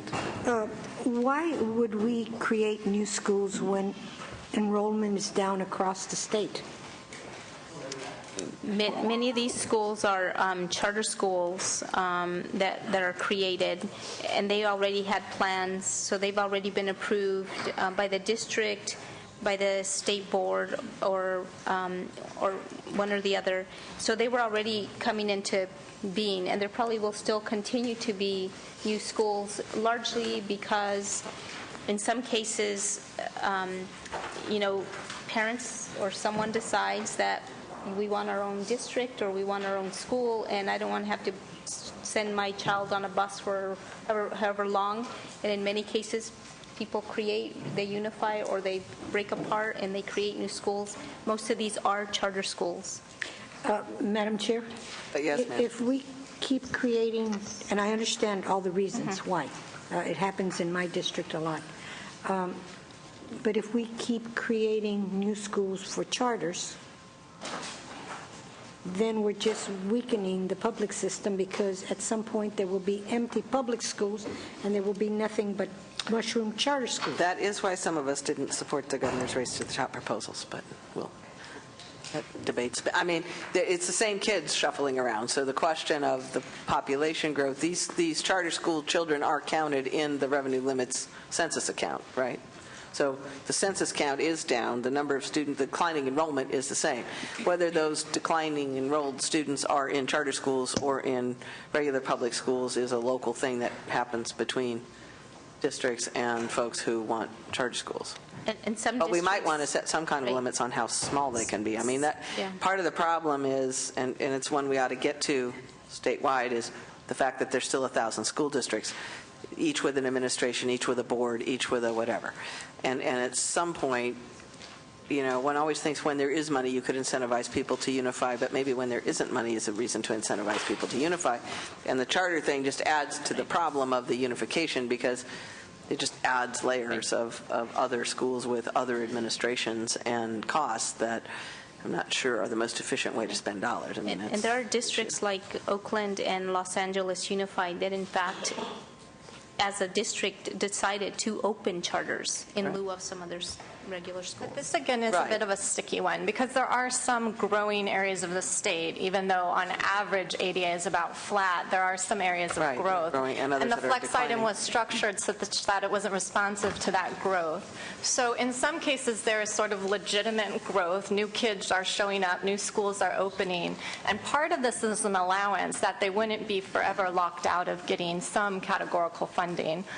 It's sticky because there's also these examples of districts that are opening new schools without increases in ADA. So exactly how you would calculate this amount and how you would make it work is probably up for some Let me see. deliberation. Yeah, I'm thinking about it. All right, I'm thinking, how many people are out there want to do public comment on this whole weird discussion that we just had? 1, 2, 3, 4. If that's all there is, come up now. Let's get that now, and then we'll move to the child care, which will have a smaller member discussion and a larger public comment, I think. Madam Chair and members, Carol Bingham from the Department of Education. We really don't have too much to add to the discussion that has already occurred. I just want to say one thing, and that is that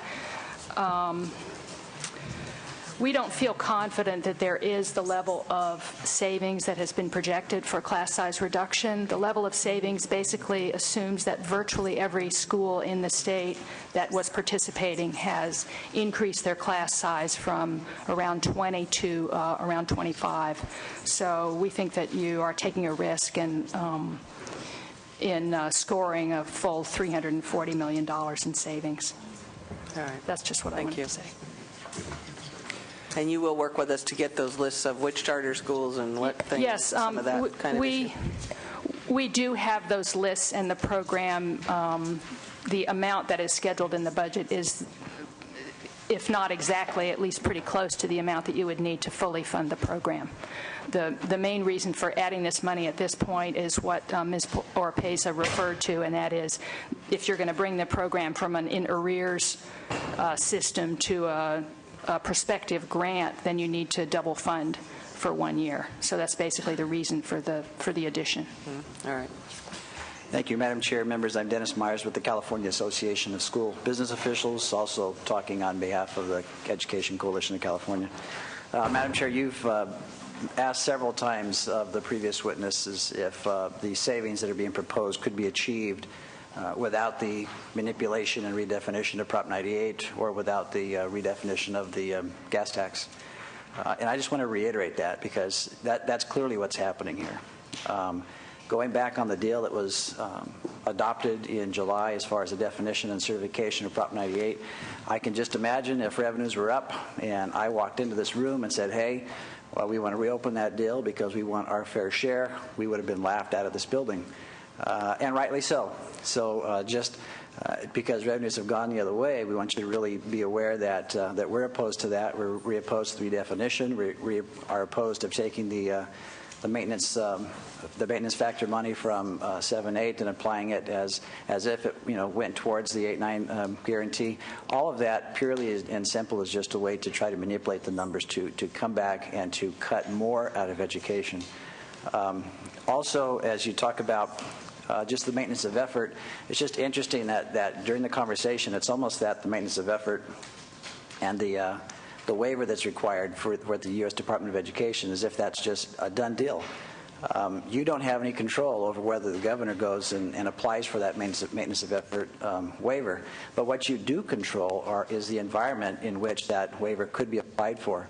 And everything that we're talking about this morning as far as redefinition, manipulation of 98, is if you adopt those, then then that waiver is easily grantable because you've just redefined what you are spending on education and the effort that you are making. And so again, what I'm trying to point out is that what we're talking about here has ripple effects that go back a couple of years and carry out into the foreseeable future that have a detrimental impact on schools and on pupil funding. Lastly, just one thing I just want to also say too is that on the class size reduction, the takebacks, there's a difference between the 9-10 take-back and the 10-11 take-back. To take what we've done in the past is, there's been the allocation at the end of the year. If not all that allocation has been spent, then, money is taken back and used for other purposes, reallocated. If you do that for 9-10, that's prospectively. That lowers the amount that you make available for class size reduction into the future. And it's not merely a take-back at that point, but what does happen is it becomes almost impossible as the economy turns around for districts to start adding back programs because it's going to start costing more. And so that, again, has a huge ripple impact that's going to affect public education out into the future. Lots of other things that we dislike about this budget that we'll talk to you more in the future, but these are the issues that you're talking about today. So thanks for your time. Senator Wright, yeah, the one caution for you, and what we could use some help, I think, from CASBO is this questions of what are direct districts looking at in terms of how much did you, what's the district impact? Are there federal funds left that mitigate some of it? I mean, some of those kinds of questions I think we could use some more detail on. And the other sort of broader question goes to Senator Wright's earlier question. The problem is how much money do we have to spend? And your same children, it goes to, I think it was the speaker who commented after the governor's budget, you can't just take care of kids from 8 to 3. And so the problem with many of the solutions that would acknowledge all of the 98 that one might want to is that then those same kids won't have any food. So you kind of can't have both, and I don't know how we're going to solve that problem. Those kids won't have a place to live. They'll be homeless and in your schools.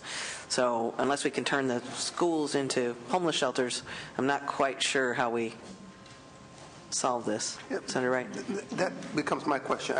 I don't think there's anyone here who would suggest that what we're doing is fun. I take exception unless you tell me how you can do whatever it is you want to do with the amount of money that I have. I mean, I'm not withholding any money from schools. I don't have it.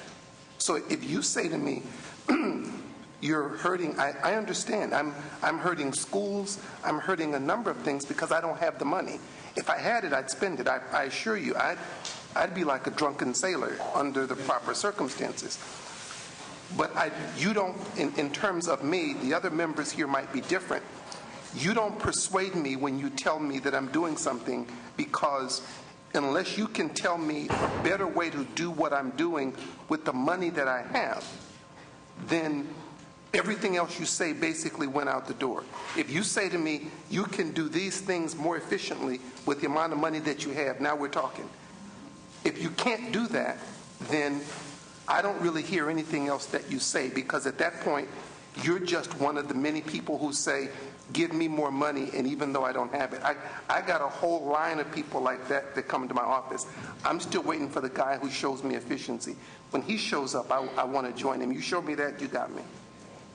Well, and that comment is totally understood, and you need to understand, too, is that the decisions that you have made over the last couple of years, I say the last couple of months, it's been about 18 months, real bad for school funding as well. Our school communities have been making those tough decisions and implementing them locally, whether it's, laying off people, steering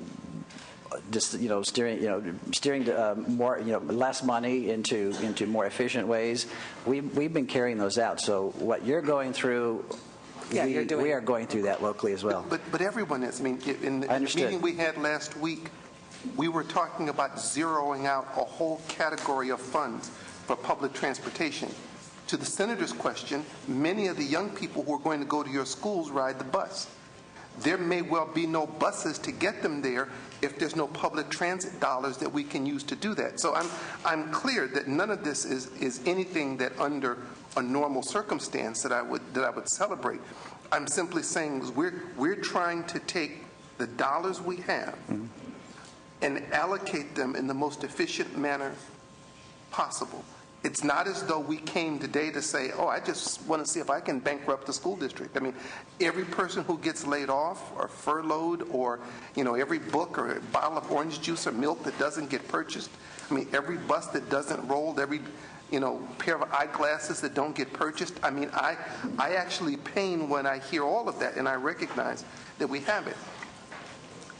But unfortunately, I can't print more money. If I could, everything would be cool. But that's not it's not an option before us. So you need to run for Congress to do that. Well, Totally appreciate it, and we're not taking the hope of revenue off the table. Well, let me ask. I mean, I get that, and so the proposals around some of those issues, and the proposals that were not governor's proposals that might create less headache for districts where our mandates that could be changed. Some of the things governor hasn't accepted in the past, like Prop 49 flexibility. I mean, if school districts and folks are interested in things like Prop 49 flexibility, or maybe changing testing, one of my favorites, fewer testing days, those kinds of issues are the ones I think if folks could develop them a little bit are things that we need to have folks working on now, not like in June. Okay? Agreed. Thanks. Thank you. Next. I want to get through this because we've still got child care and higher ed and a lot of folks out there who want to talk about higher ed. So. Monica Nestrosa with the San Diego Unified School District. I should mention first that we certainly want to be part of the solutions and look forward to working with this committee on those. For now, though, I'll focus my comments on the governor's budget. We appreciate that the budget proposal does not include cuts to K-12 that are of a greater percentage than our share of the total budget. That has been in the past what our share of the cuts have been, so we appreciate that this one time we're not one of the ones who get a disproportionate cut. That said, I do want to hone in on the maintenance of effort issue that some questions were raised about. Based on our very preliminary analysis of the administration's assurance, and now I should say this not only affects the waiver request, but the assurance itself that the state of California is meeting the maintenance of effort in the current year. We think the federal government, and specifically the U.S. Department of Education, would have very good cause to deny California, to say that California is not compliant with the maintenance of effort in the current year. And that point specifically relates to the QEIA prepayment that's outlined in page 4 of your packet. What it in essence does is it says we're going to give schools money that you can't touch, that you can't spend, and we're going to claim that that's money that actually is included in state support to schools. We think that this kind of California accounting may not pass federal muster, and we think that that's something that will be important for this committee and for the legislature in general to scrutinize, because whether or not we meet these, the provisions of Title 14 of the American Recovery and Reinvestment Act is of great importance because we received $6 billion because of ARRA. And if we do not meet the requirements, then it's possible that our funding could be jeopardized and we may be in a position where the federal government would want funding back. In addition, there's the other question of the waiver, and we think that the LAO did a good job of casting some sunshine on this issue.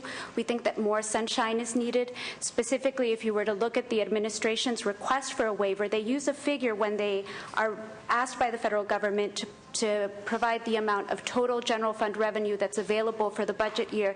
They use a figure of $83 billion. That matches neither the revenue nor the expenditure number that's submitted in the budget proposal. And we think that it's important for numbers to be consistent. If a number is in our budget proposal according to the governor's forecast, that should be the same number that we're giving to the feds. It's confusing to stakeholders why the numbers don't match, and we think it would be important for the legislature to cast further sunshine so that education stakeholders can understand what numbers are being submitted to the feds, if they're appropriate, and whether or not we're actually jeopardizing our ARRA funds. Thank you. That would be helpful. Good afternoon, Madam Chair and members of the committee. Joshua Golko with the California School Employees Association. We also oppose any suspension or manipulation of Proposition 98 and the efforts to obtain a waiver for the federal maintenance of effort requirements. We're sensitive to the statements made by Senator Wright regarding the budget situation, but we would like to remind the committee that a vast majority of the budget problem that we're facing now can be attributed to the failed implementation of many of the solutions that were adopted in previous budgets. However, the education community has done its part and implemented those solutions, as devastating as they have been to itself. And just because education has been effective in doing so doesn't mean that we should continue to look there for additional cuts as we move forward. Finally, it wasn't an issue that was covered today, but it is something that's contained in the governor's budget. CSEA is opposed to any efforts on the part of the governor to outsource classified employee jobs. Thank you. Oh, yeah. Is that in a trailer bill yet someplace? The budget year proposal, trailer bill, the contracting out? Jeannie? We did not. Your issue, not part of the special The session. special session. Okay, next. Good afternoon, Madam Chair, members. Edgar Sassorta on behalf of Los Angeles Unified School District. I'll try to make my comments brief. We appreciate you folks trying to put together the puzzle. You know, we're there, right there with you. We know it's complicated, and we're with you 100%. In terms of Mr. Cheney's comments with regard to the parts of the budget, we completely appreciate that too. I mean, these are our kids. Talking about homeless students, with the number of homeless students that we actually serve at Los Angeles Unified, we're not too far away from, you know, the having shelters and whatnot. So we appreciate what the other parts of the budgets do to our families and our students. I know there was some question about local context. I associate with the comments that were made by my colleagues just a little bit about what's going on in Los Angeles. Just from what has happened the last 18 months or whatnot, we're still trying to deal with a $483 million deficit. This was before the governor proposed his budget. That's almost $500 million. Our CFO, with the budget coming out a couple weeks ago, we're looking at another $100 to $200 million tacked onto that. So you could see what this means, and we appreciate the difficulties that you're going to have, but we just want to put some context in that, especially given the fact that all the talk about education is being protected, that classroom instruction is being protected. There's no way around it. Even if you look at the proposal to go after administration, that's what we've been cutting the last couple of years. We've tried to save as many teacher jobs as we can. We've made those cuts, and we're even going to have to go and make more of those cuts this year. That was just to get at the initial deficit we had. So we don't know, if we're asked to make an additional reduction, there's no way about it. Those cuts are going to impact instruction. In terms of ARA, I know there was a question. Because what we were dealing with last year, we sought to protect as many jobs as we could. So a lot of that money is no longer there. We can't count on it. Once again, that will mean real cuts. So we'll be here, 100% of the way. If there's any questions in terms of what the district is dealing with, to the members of our delegation, we hope to have some more concrete numbers of what this means to your particular district, which we feel you'd be interested in knowing. So thank you. Tell me your solution. Wait. Numbers like that. We're not there yet. Yeah, we'll get there. I think part of it, though, is proposed solutions from anybody, anywhere, for anything. But on the district stuff, your comments raised 2 or 3 things just for folks, staff, to figure out over the next whatever and to get more information from finance. One is the proposal, which is not on here, about notice to teachers on layoffs. Because of the current situation, this March 15th deadline is weird. That may be something we want to consider in special session, whether that date should be moved or not moved, just because nobody knows what it is. Now, I don't know that I would agree to move it the way the governor's proposed, but there may be some movement to that folks ought to be thinking about. That's just sort of generic comment for everybody, is something to think about in the special session that wasn't on the agenda. The other one is this proposal about administration, and I think for districts to help us and CDE and folks to get real numbers, because I've heard the same thing from my districts. The idea of a proposal that says everybody universally cut administration 10% sort of doesn't work it's a one-size-fits-all solution. If a district, a small district in some of the rural parts of the state, have one superintendent, principal, administrator, to ask them to cut that person 10% versus no offense, LA Unified, which probably has a few more administrators than anybody thinks anybody ought to have, that it's just not, it's apples and oranges. And LA may have made those cuts. I know Sweetwater has. I mean, some of the others have. And part of the question is districts who have made those reductions, there isn't a lot left. And districts who haven't, treating them the same on an across-the-board cut is kind of not going to work. And so given the limitations of funding for all districts everywhere, greater ability to do what you need to do and maybe setting the percentage and saying you cannot spend more than, but I thought once upon a time, where'd you go, CSEA? Didn't we have a deal that like you can't spend more than 5% on administration anyway, someplace back along the way years ago? There was a ballot proposition that didn't pass. I know there's been a couple. But I remember a lot of districts, when that issue was floating around, were already at that 5% amount. That's the point I was going to make. I mean, a lot of districts, that discussion led a lot of folks, and part of it was the definition of what's administration, what's not. Is the gap maintenance keeper, is the bus driver? I mean, how do you think about that? But if we're going to consider those options, we need data from folks based on the reductions people have already made in those areas to come forward a little bit. All right, next. Good morning, Madam Chair and members. Liz Guillen with Public Advocates. I echo the comments that were made by the prior witnesses around the money that we really have. I think that it's difficult to offer solutions when it's not really clear the money that you do have. And the difference between an $89 billion effort in education versus 83 is a huge sum, and we support the idea of getting the details and the background information that supports the state's maintenance of effort waiver. We actually support the governor's proposal to fund emergency repair program under the Williams settlement by $51 million for 08-09. If you recall, under the settlement, Public Advocates, ACLU, and Morrison & Foerster brought a suit in 2000 on behalf of students in the students in the poorest performing schools in the state. The settlement was enacted in legislation which required the state to fund $800 million for emergency repairs that was supposed to come out of reversion dollars. And of course, in 8-9, that amount was delayed, so it's being proposed to be paid this year. For 9-10, it's suspended, and we believe that it should be paid. And we think that there has been progress under the Williams settlement in terms of especially around the issue of facilities repairs. If that progress is allowed to deteriorate, I think that the consequences are going to be beyond fiscal consequences. These emergency repairs are called emergency conditions because they are a threat to health and safety. And there are lists available as to the districts and schools that would be in line for this funding.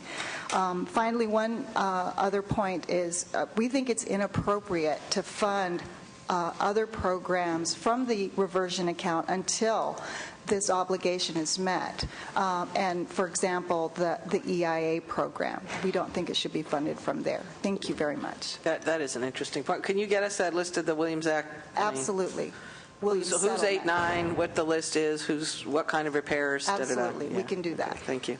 Martha Zaragoza-Diaz, representing Californians Together Coalition and the California Association for Bilingual Education. Our members are still looking at the governor's proposal and trying to make sense out of this, as well as you all. And so we are trudging through this, and hopefully we'll have some recommendations for you all. But we wanted to bring to your attention one of the budget items that's proposing to fund the economic impact aid. And we certainly appreciate the ongoing funding of EIA, but they are proposing to use Prop 98 reversion funds to do that. We think that that's problematic and may set a bad precedent for that. So we just wanted to bring that to your attention. Thank you. All right. Is that something that we would be asked to do in special session, or is it something that can be?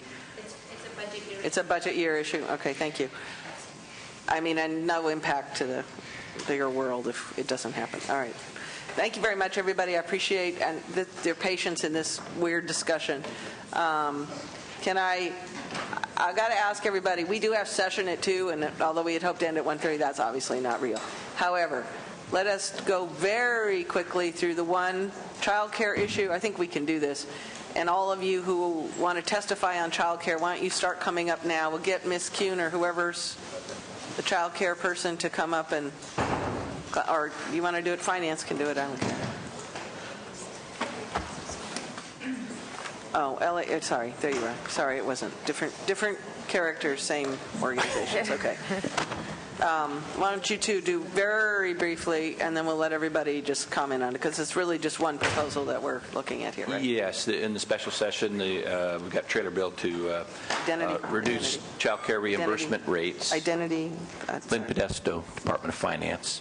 Not for me, now I'll but fast for everybody forward. else. Okay. For everybody else, and for the television audience. The proposal is to reduce the rate limits from the 85th percentile to the 75th percentile for child care providers, and at the same time reduce the maximum reimbursement for license-exempt providers from 90% of the family home limit to the 70th percentile of the family home limit, which is still roughly at about the median of the middle of the licensed rates. So that's the proposal. Can somebody translate that into real dollars? Sure, Rachel Ehlers, LAO. So just stepping back a moment, this is page 6 of the agenda, members, if you want to look at it that way. The proposal relates to how much the state reimburses child care providers who provide child care for the state's working poor who qualify for this service. The change would happen in 10-11. The reason it's before you in special session is to give enough notice for the contracts that are formed in the spring to have the new rates in place. So this is, in contrast to a lot of what we've been discussing this morning, it's not a current year change, it's a prospective change, but it's just giving notice. Okay. Okay. So would change the rates for child care provided for CalWORK Stage 1 families, Stage 2, Stage 3, and some of the other non-CalWORKs working poor who participate. So there's a piece of the savings that's in Prop 98 for the Stage 2 and 3 and AP. And then there's a piece that's non-98 general fund, is Stage 1, that I think you may be covering in your Health and Human Services hearing. So it's $77 million for Proposition 98 is what we're talking about here. I guess I'm not, those numbers I can read. The one I want, and you don't all have to figure this out right now, but we will be getting to this again when we talk about CalWORKs, but I think the one that's more troublesome is what is the dollar amount being paid to an average child care provider, Stage 1, Stage 2, Stage, I don't know if it changes by those folks or not, based, what was it in 07, what was it in 08, what is it in 09, and what would it be in 10-11? I just think it's hard for us to do this based on the $77 million. I get that that is our budget solution, but when we start talking about the economy,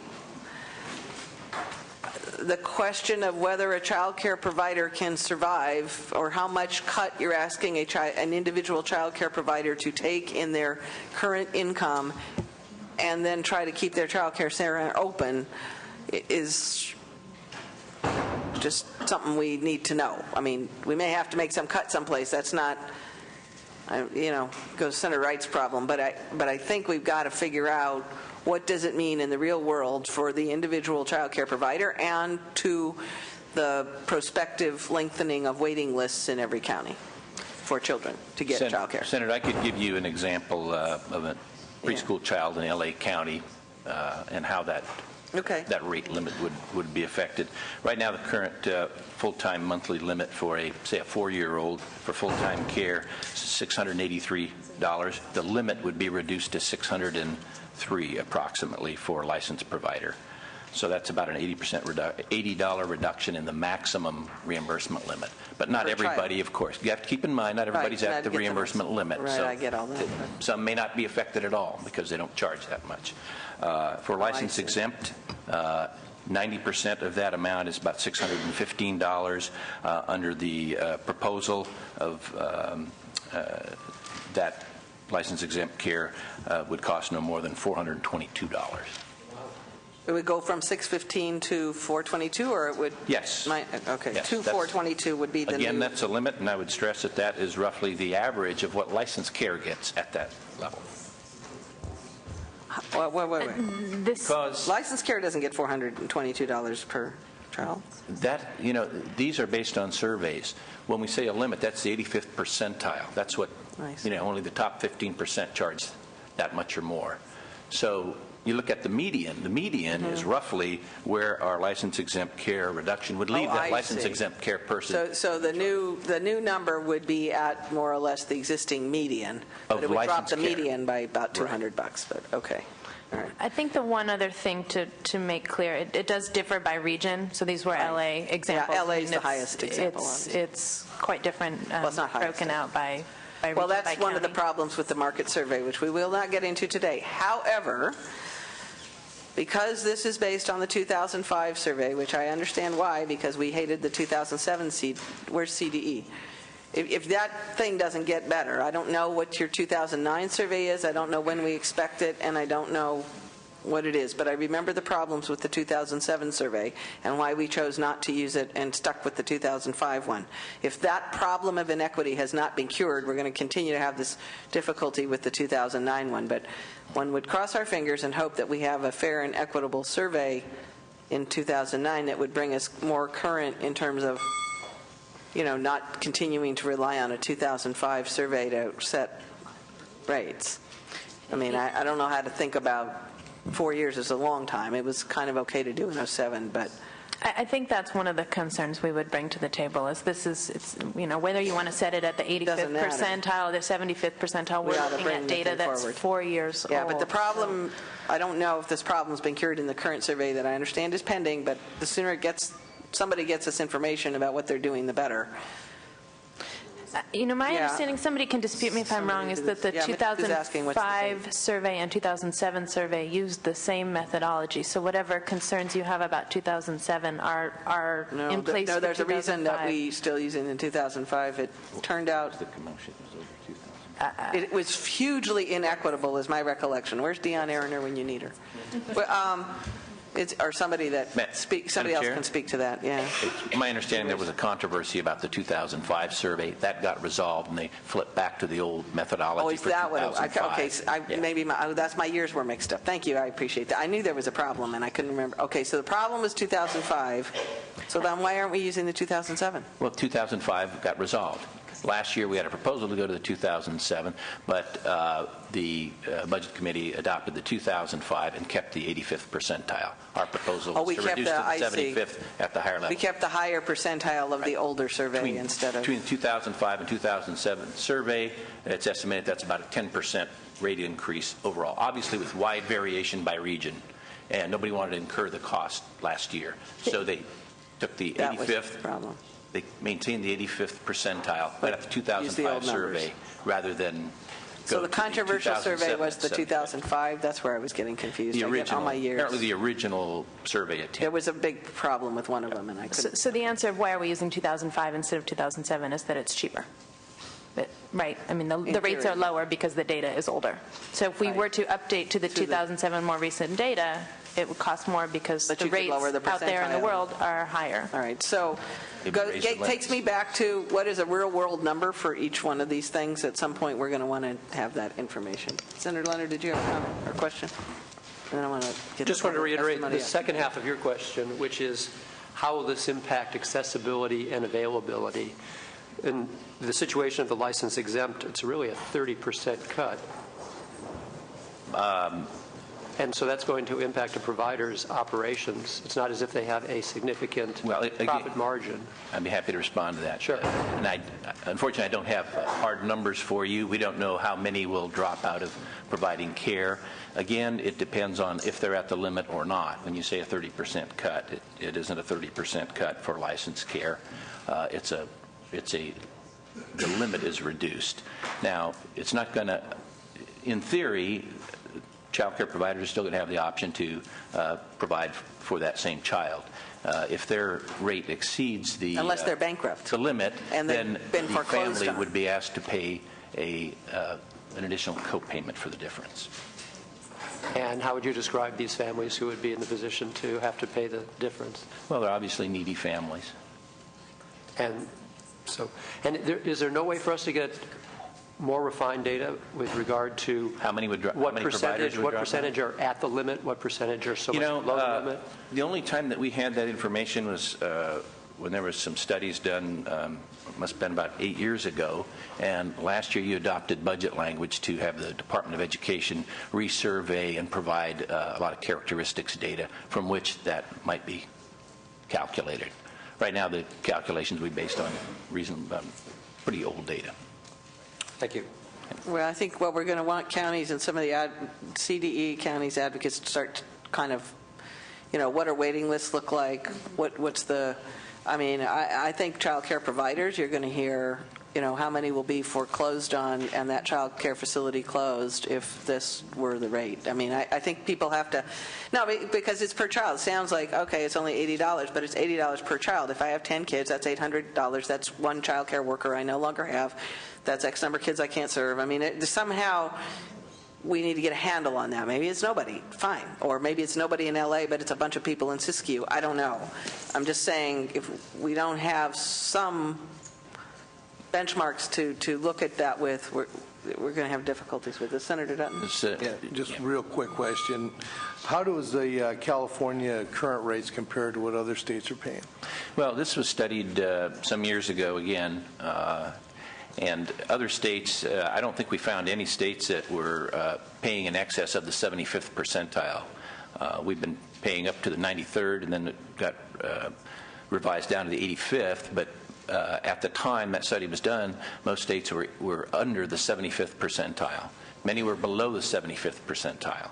So we do have a history of very generous reimbursement rates. Okay, thank you. But it was based, if I recall correctly, on the theory that allows people to work. And without it, I don't know. The 75th percentile is... Percentile of what, though? Of the market survey? Percentile of the market.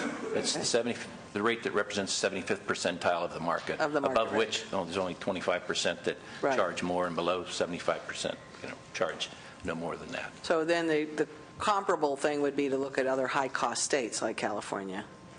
If you look at if you compare us to Arkansas and Arizona. And our rates were generous. North Dakota versus New York and Texas and Illinois. Maybe that we're still generous vis-a-vis the high-cost states, but the proper comparison would be other high-cost states, because... If you're taking the 75th percentile of all the... all the regional... Of all of them, then the 75th percentile in California will look very different from the 75th percentile in Arkansas, just because the market that you're looking at is different. Yeah, that's what I mean. Yeah, all right. Anyway, okay. Appreciate it. Senator Negrete. Now, these child care providers only provide care to low-income people, or do they have other clients within their facilities? The state's assistance is for low-income families below certain income thresholds, but the providers that provide care, particularly through the voucher programs, may serve private pay families as well.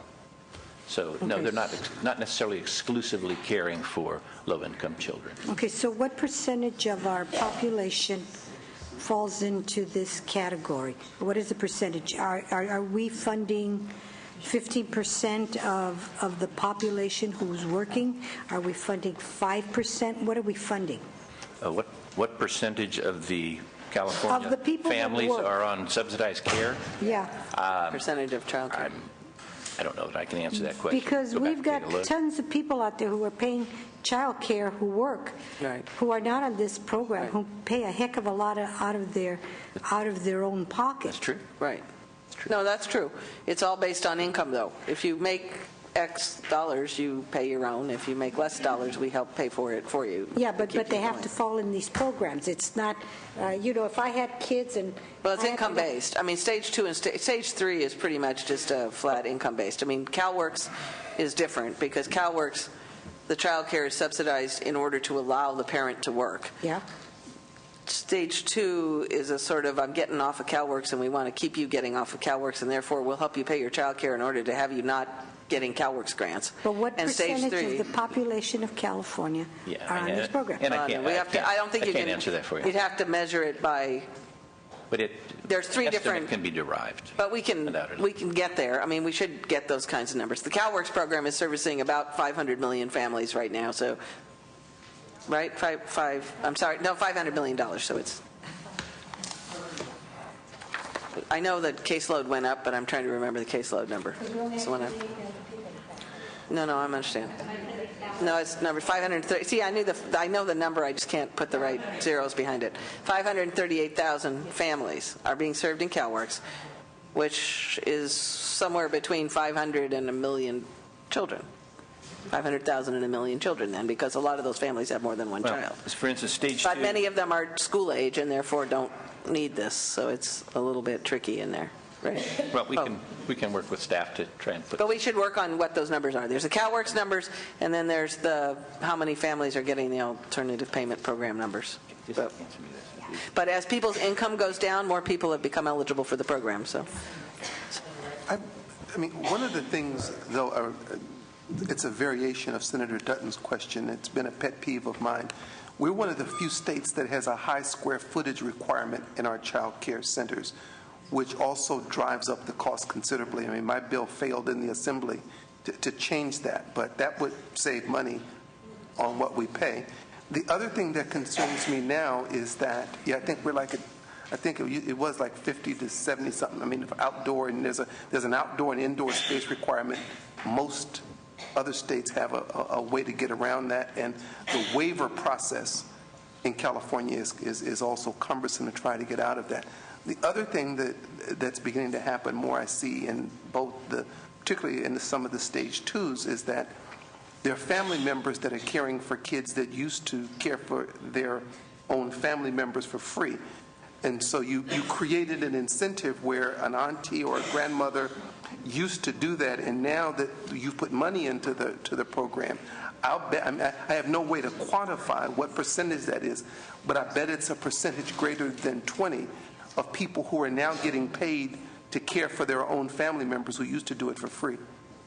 They're the folks with the 90% issue. That's the exempt care. Yes, that's the exempt care. You're right. There is an incentive for families now to get paid to doing what they would have done in the old days, probably for nothing. Well, we ought to, it goes to Senator Graham Klaus' point. I think it would be helpful probably for people to understand, has the number, for instance, of licensed exempt providers gone up substantially in the last 3 years? In some cases, those folks were former CalWorks recipients, and in some cases, paying them for child care is a better way to do business than paying them grants to stay home.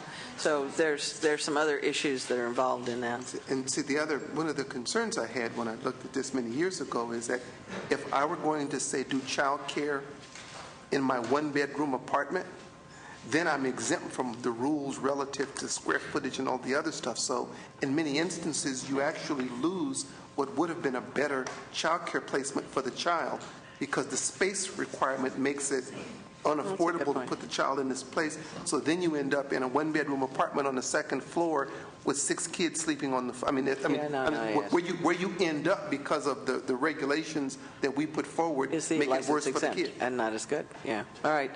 All worth looking at. Let's have the public testimony now on this issue quickly, because then we only have a few minutes for higher ed, and I know there's a lot of folks that wanted to comment on Cal Grant's proposal. I assume you're all out there want to comment on Cal Grant's proposal. Some of you who raised your hands earlier. I'm Donna Snaringer, and I'm representing the Child Care Resource Center in Los Angeles County. And I just wanted to say that we are going to begin to collect data to answer many of the questions that Senator Duchesne has raised. And we are looking to have more information back about what the actual dollar figures would be at the 75th percentile, so we can do some of those calculations on real rates. The reality is we've been paying these providers at that same chart for many, many years, so there hasn't been much change in what's been paid. Some of our greatest concerns, though, are that our licensed child care provider community is is shrinking. We have lost a good number of licensed care providers just because of the economy and the fact that families are no longer able to pay for their care. So we are concerned that you've already got a system that is weakened and that this could further exacerbate that problem.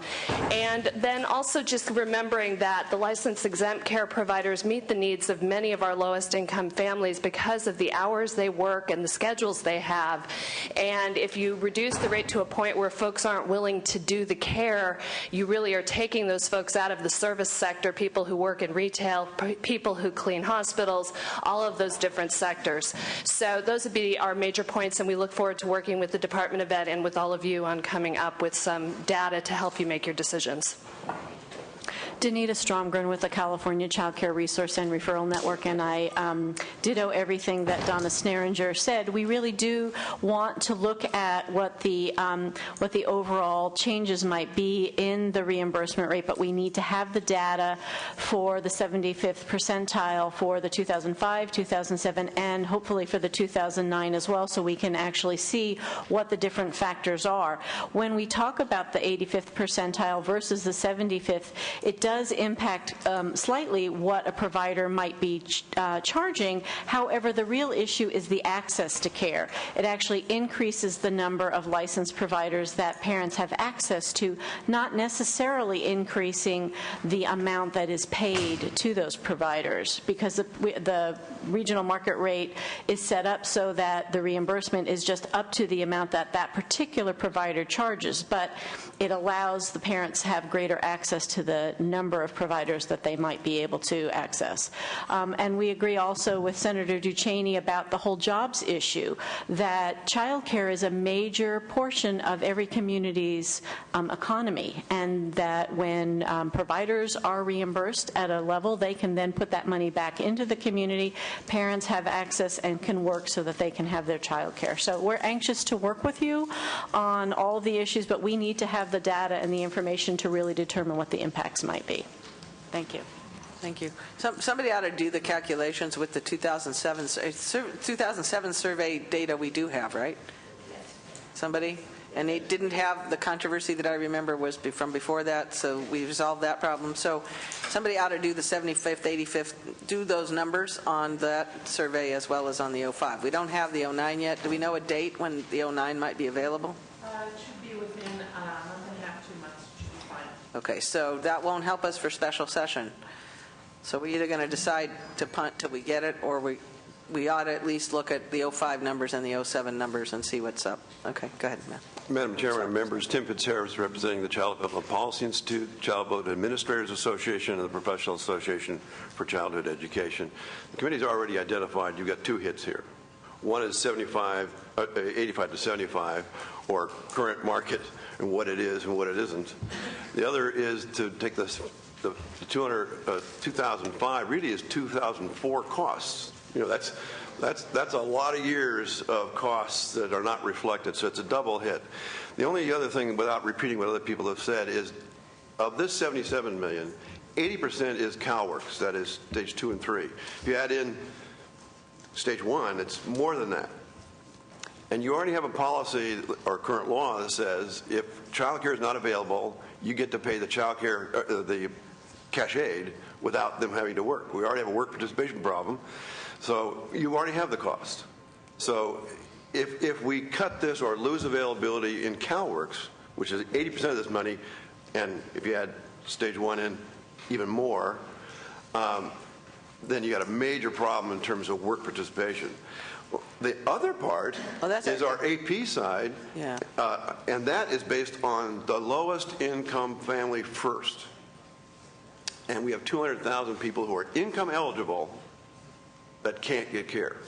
So this is really, really a tentative area to make a difference in terms of families working or trying to get work.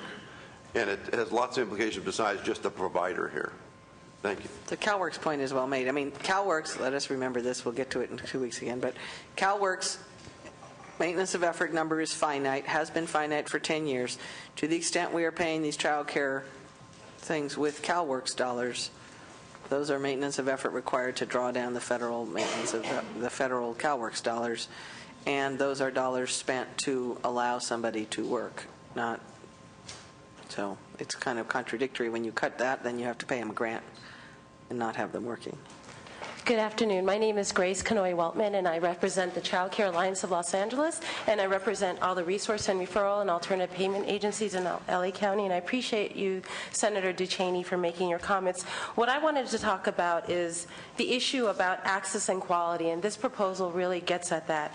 You're looking at less access to child care services, no reinvestment in the system, and Senator Wright's not here, but to talk about the whole erosion of the licensing infrastructure in our state.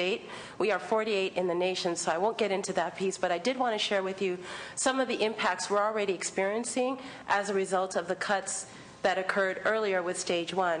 For instance, and the question about the providers, in LA County, you're talking about we have about 14 to 15,000 licensed providers, and these are small businesses, whether they're homes or centers, that we still have to sift through the data. We don't know the impact. And then the other half about 14,000 that are license exempt. So we, in our data, we have to go through, and we certainly want to work with you to see those impacts. I wanted to talk about stage 1. What we're experiencing in our county is the implementation of cutting stage 1. We believe we're going back 20 years, 30 years, because now parents are not being told that they can work and have child care as an option. They're being encouraged to take cash aid. And that's completely counterintuitive to what we were trying to do to get people working. More importantly is you have kids that are probably going to be staying at home who have no access to child care, where they may qualify for Head Start, state preschool. We need to really look at that. So what we're looking at with numbers is you're going to see a decline in families that could access child care, and we don't really know what stage 2 and 3 is going to look like in the future. I just wanted to let you know the cuts are happening now. The infrastructure is so vulnerable, and this continues every year. We see a new proposal. You think it's small, but it continues to erode at the infrastructure. The number of licensed providers would be an interesting number. In some of the counties, what it's been over the last 3 years, how many have failed, not disappeared? We're hearing that there are closures. We don't have the data yet. And we're all hearing it anecdotally, but none of us have anything to... Providers are trying to lower their rates for their private paying families. We don't know those impacts yet, but we are collecting that data, so we will be working with our statewide partners on that. Go ahead. Oops, got more. Go ahead. Jennifer Fisher with the California Alternative Payment Program Association. I'd like to ditto all of the comments of my colleagues. They've stolen most of them. But I did want to say that... Y'all can submit everything in writing. I got 10 minutes to figure out how to get through that. I read part of my... We will submit all our comments in writing, but I just wanted to say that we too have the same concerns as everybody else, is that the access to care, we're already hearing from our providers that our families are struggling to even find a child care provider, and we believe that child care is part of the... I guess, to fix our recession, we need parents working. And when they can't find a place to put their child, I mean, every parent should be able to find a place where their child will be cared for and loved. So if we want to fix this recession problem, we think child care is part of the jobs problem as well. Thank you. Hi, my name is Rosie Kennedy, former family child care provider, now with Child Care Providers United, Joint Union of AFSCME and the CIU. One comment about the survey, that the market survey reflects what the providers are charging private paying parents, and providers charge whatever parents can afford. So the market is already based on a very low payment, not necessarily what it costs to provide care. But providers in the last few years have sustained cuts at a pretty good clip year after year. They do whatever they can to keep the child care going, and they operate on a very little, on a shoestring. I visit providers. I go from home to home, and it's amazing the high percentage of providers that have been forced to close. This is in the last year, much more so than in previous years. And I think the further cuts are bound to destroy much of whatever infrastructure and stable supply that we already have, which we will need, as our economy recovers. Spoke to a family child care provider recently. I speak with them quite often, actually in San Diego, who cares for 3 children of her mom, who's a student nurse at Cripps Mercy Hospital. The nurse is on call 24 hours a day. the provider has to be on call for 24 hours a day. The days could be 13 hours long, or the provider can be called the last minute and say, I'm not going to take your child there today. The provider told me that the payments from this family are several $100s less than what she gets from private paying parents. She also takes and picks up one child from school, and her payment by regulations begins when the child is picked up, not when she leaves her home or she has to have an assistant at home to care for the rest of the children. As far as parents being able to afford co-pays, they can't do that, and providers cannot subsidize any more than they already are. The price of cost saving is too high, especially for children whose parents are trying to get on their feet. Ensuring and protecting that every child has safe, good quality care is priceless in any budget year. Thank you. Nancy Remley, California Department of Education. We want to echo and underscore all the comments that you've heard from those who have testified. Department of Education also shares them. We're very concerned about both of the aspects of this proposal. Lowering the reimbursement ceiling impacts our families' ability to access high-quality care. And high-quality care assists young children in being school-ready and reducing the achievement gap. To say low-income families can now pay as a co-payment, the difference in the ceilings may impact that family's ability to stay with that provider and jeopardize that child's stability with a provider. We're also very concerned about dropping the reimbursement rate of exempt providers to a lower amount. These families often care for odd-hour care, for weekend care. They maintain a working parent's stability in their employment, and we would hate to see that jeopardized.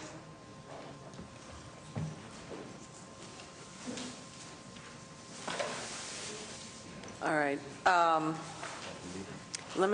just trying to debate members, it being 5 minutes to 2. I don't know how long the floor session is proposed to last. I really don't want to cut off the public who wants to comment on higher education, which may require us to come back unless we get them to delay floor session a few minutes. I mean, we could finish here, I think, in about 15 minutes if we do it right.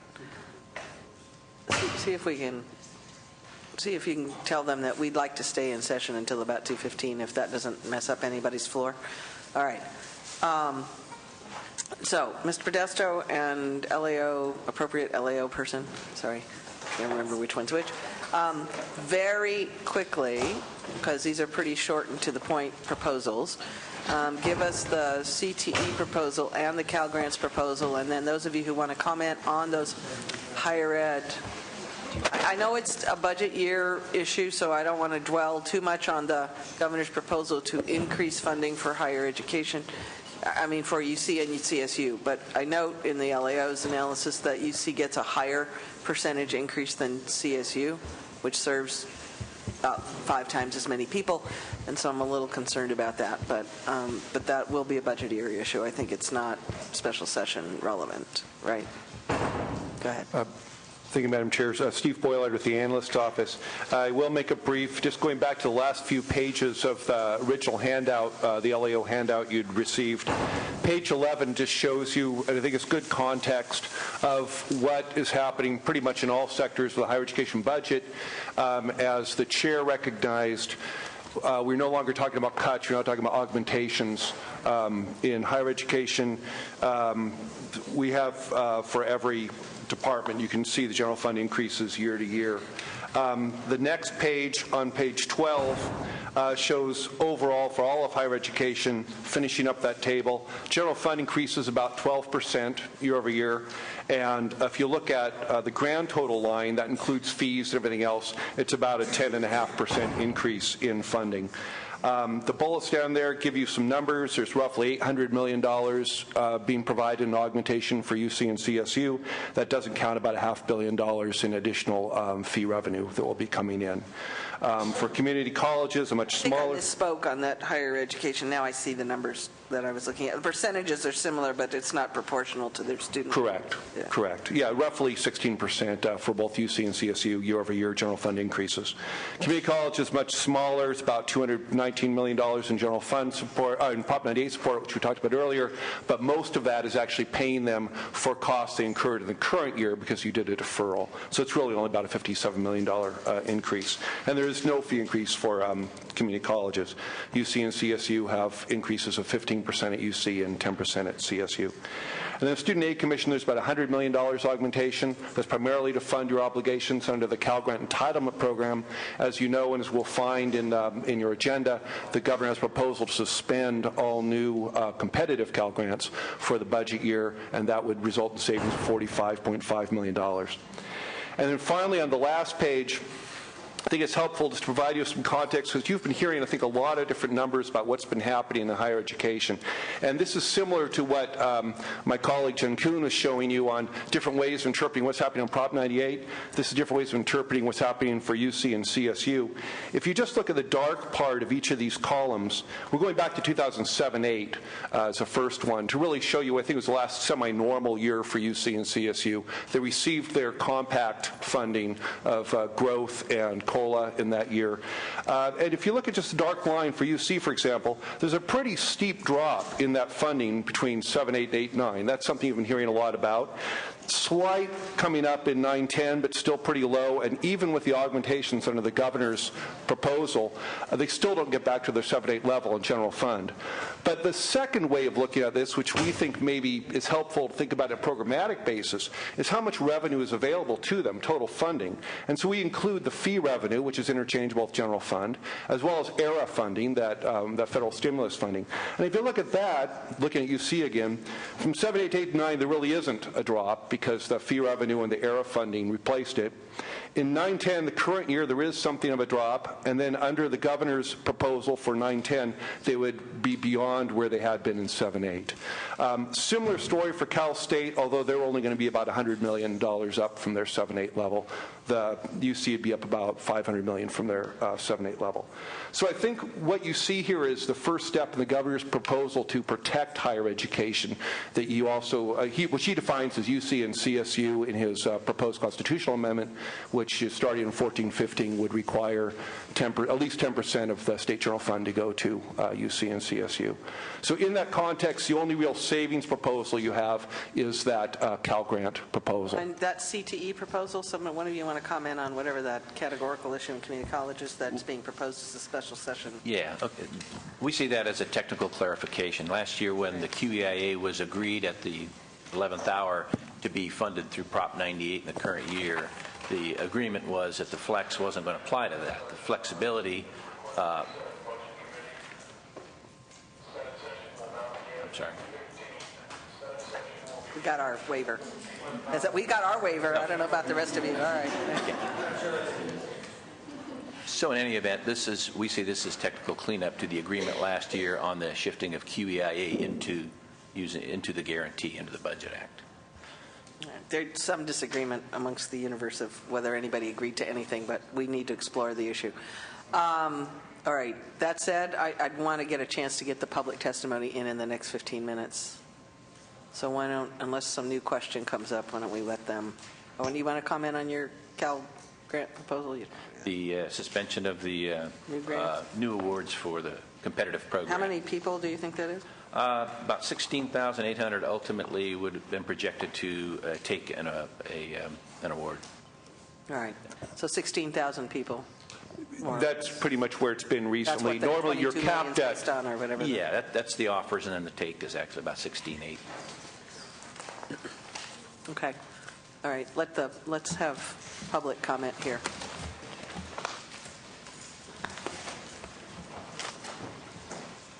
Thank you all for your patience. Sorry, we thought we could get done faster, but there is that 98 issue affects some of you, at least K-12. At least community colleges, and it's good to have. All right, go ahead. Good afternoon, Senator Ducheney, members of the committee. I'm Eric Skinner with the California Community Colleges. The proposal that's before you in terms of eliminating new competitive Cal Grant proposals is a matter of concern for our system. These awards provide financial aid support to some of our neediest students. And in the interest of you hearing from the students themselves, I'm going to truncate my comments and leave it at that. Main point is that most of these competitive Cal Grants go to community college students who are retraining for exactly that CTE program, it would seem to me, that somebody's trying to protect. Go ahead. All right. Yes, thank you, Madam Chair, committee members. My name is Reed Milburn. I'm the president of the Student Senate for California Community Colleges. I represent 3 million students. I'm also a student at Sacramento City College and a 8-year veteran of the United States Air Force. As I said, I represent the nearly 3 million community college students in this state. I respectfully urge you not only to protect educational funding, but these competitive Cal Grants. 77% of the new competitive Cal Grants went to community college students in 2009-10. And as Vice Chancellor Skinner said, these are our neediest and most vulnerable students. Please don't shut the door on their opportunities for education. As you know, education is the key to economic recovery in this state. Thank you for your time. Thank you. Go ahead. Hello. And then if you would move and let the next person come in, that'll kind of speed up the process here. Thanks. My name is Christopher Berry, and I'm the student rights advocate from Mendocino College in Mendocino County. Many of my constituents on my campus are desperately poor single parents and displaced workers. These people attend community college because they are determined to remain productive members of society and to help create a prosperous future for the state of California. Cal Grants are a critical component of the path to success for students in an economically depressed area such as Mendocino County. And I encourage all policymakers to continue investing in our citizens and in the future intellectual equity of our state's workforce. Thank you. Ma'am?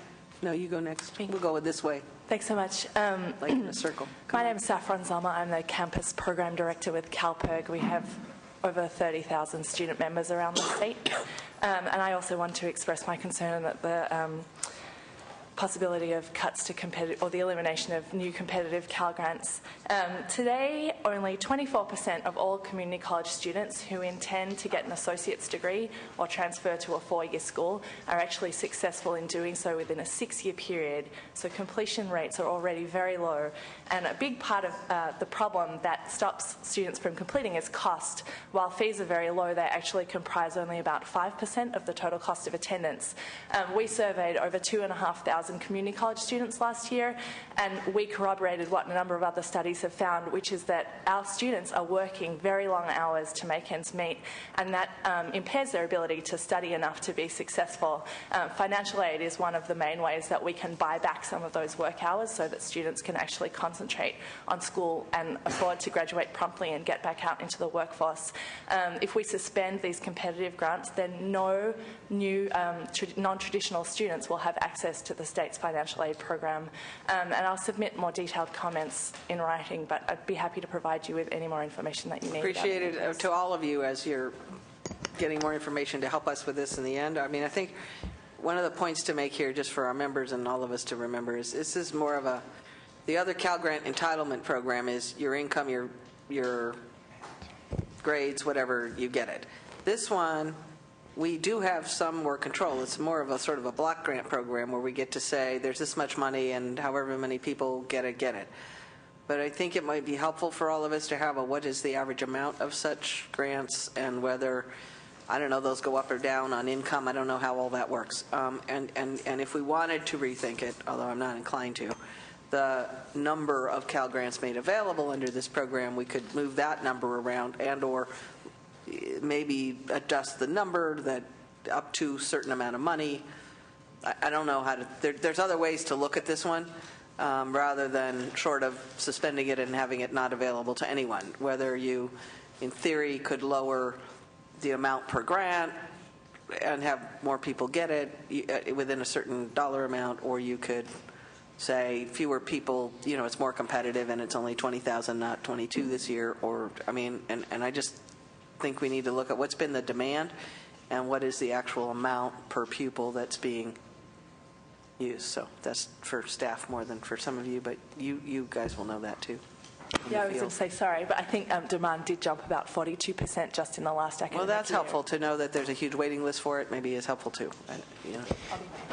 Yeah, I'm Thank sure. you, In Madam Chair, unemployed members. times, this one always goes up. That's the way this works. Yeah.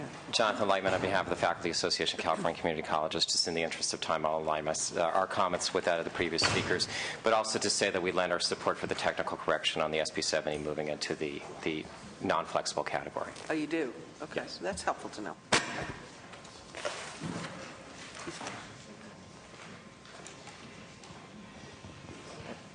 Thank you, Madam Chair. My name is Mario Fernandez. I just want to say that with the elimination of Cal Grants, this would severely limit the access of higher education to a lot of needy students in the California community college system. For some, this grant is the tipping point in deciding whether or not we can attend school, or for many, just transfer to a CSU or a UC. With that, I just have to say I would implore that most of you consider not eliminating this.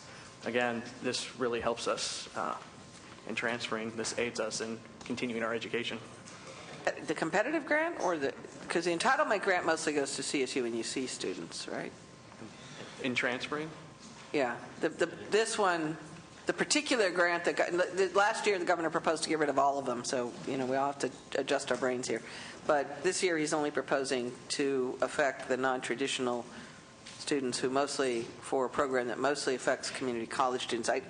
I caution you not to take that at face value, because that could change again by May. But so people keep advocating on behalf of, but you sort of half won that fight last year, but looks like. But it could come up again, and so I think we just need to be cautious about how much we're spending in Cal Grants. And so then this one particularly would be for? This is what's called the competitive Cal Grant program, that also known as Cal Grant C, which mostly impacts community college students and people like the young lady from the Air Force that are coming back to school, and parents who are retraining and that sort of thing, is generally the population that competes for this Cal Grant. Okay. But we urge you to continue advocating on behalf of your fellow students. Thank you. Thank you, Madam Chair. My name is Alex Pater. I'm a member of the Student Senate of California Community Colleges. I am also a student at Napa Valley Community College and American River Community College. Firstly, I'd just like to say thank you for your time, and that I would ask you please to support education both inside the classroom and outside the classroom in programs that are essential and critical for the success of education and our students. Secondly, I would support the restrictions made towards career technical education programs. These are essential programs to the recovery of the state. For example, at Napa Valley Community College, we have a welding program. Most of our students do not complete the welding program because they are offered high-paying jobs before they even finish it. So I think that career technical education programs should be a very high priority in the upcoming budget year. Thank you for your time. Sense for how many, one of the things somebody might want to look at in some of your campuses is how many of those CTE students are folks who need competitive Cal Grants to be in the program. We'll look into trying to find those numbers. Kind of, I think they go together somehow, and I'm not quite sure. I mean, maybe the Chancellor's office can work with you on that. Good afternoon, Janet McDuffie with the California Student Aid Commission. And I want to thank you for your continued support of our various Cal Grant programs, including the competitive program for this year. And once again, we're faced with a potential cut for that program. You're correct, it's for the older returning non-traditional students. The average competitive student is 30 years of age, has a GPA of 3.28, and a family income of less than $15,000. I want to specifically address the proposed trailer bill language. Although we have not seen it, we question the need for it. As you mentioned, there are various ways to resolve the budget issues and whether or not you make any changes to this program. During in our notification letters to our students who get these awards, we always have a sentence in there that says that they are subject to final budget act and discuss information.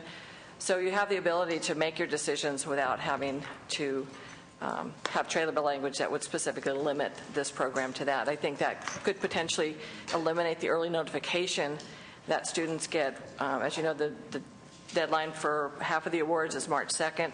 We begin awarding those students in April, and they need that information to make their decisions to go to 10 colleges. Yeah. And also want to let you know, we will certainly work with your staff to provide more information. This is your handout. This will be helpful. Yes. We'll all look at this as we go along. Information that you've mentioned earlier. Staff, we want to make sure that members who had to leave here to go to other committees and such get copies of this Cal Grant aid. Thank you. Appreciate it. options quickly are good. I mean, sooner better, so we resolve the March 2 question. Okay.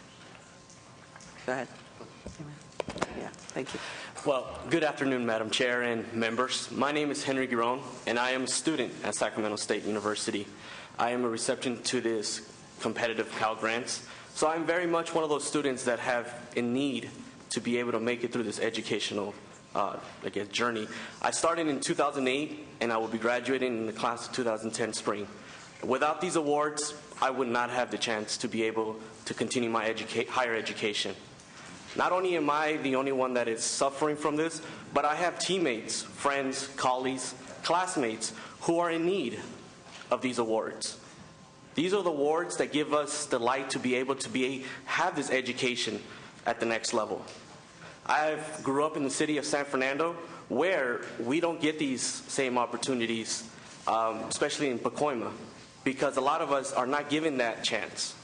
But I am one of those students that fought through the hard times, fought through the rough in the neighborhoods to be at this level.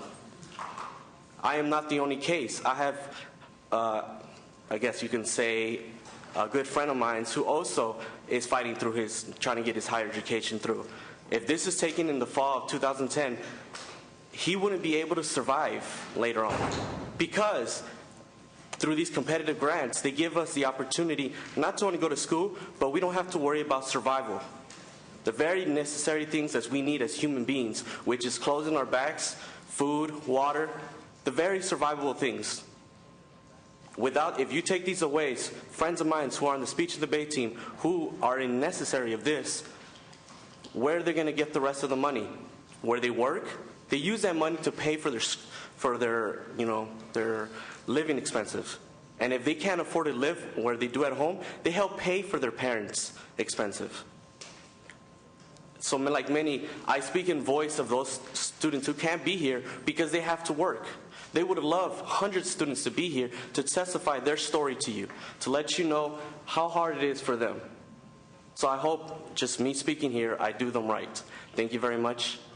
Appreciate it. We appreciate that, and I think folks here, the Community College Office and Finance, LAO, some of the others, we're going to get some numbers on this that reflect that. I mean, I think how many people are for it, how many people have applied and could have qualified, but there was no money to serve them. I mean, some of those kinds of issues. And, one of the numbers that's hard to quantify in this universe is going to be this question of if they don't complete their college education because they didn't get this grant that year, how much is their earnings affected, their long-term earnings, their short-term earnings? I mean, because a lot of folks get jobs out of these, and it tends to be a working population.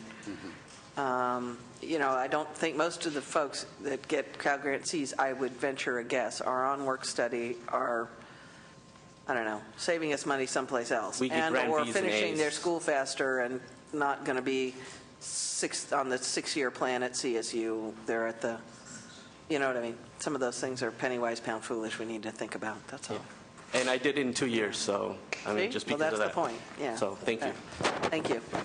Well, Eric Skinner again. If I could just comment, we're going. Absolutely. And in closing, thank you for hearing from the students. As you can tell, those grants really make the difference for many of our students as to whether or not they can afford college. Well, and that was interesting because he mentioned CSU, so we probably do need an update on that. I think most of us think this is mostly a community college program, but he's from CSU, so we need to get a sense for how many of them are also getting some of these grants. Sure. And that is how many of them are CalWorks recipients that we got off CalWorks because we got them this grant? That is a feature of these grants, is that 77% of the grants go to community college students, yet that only represents 35% of the cost because of the amount of the grants is less. All right, yeah. Senator Padilla, did you final comment, question? And if I could, just on that last issue, the Chancellor's Office is supportive of the restricted nature of the CTE funding. The SB 70 program has direct linkages with creating jobs and fueling the economic recovery, and we think it's important. Well, but did you find that districts were, in fact, shifting it, or what? At this juncture, we've informed districts that there was ambiguity in the state budget, and there was because of that messiness, we've been proceeding with the plan to put the funding out in a restricted nature if that's the resolution. And so at this point, the funding, the direction of the districts is that we're awaiting this clarification. All right. Senator Dutton? Okay. Thank you all members for your patience and public for your patience. We are adjourned. We are headed to the floor. Thank you.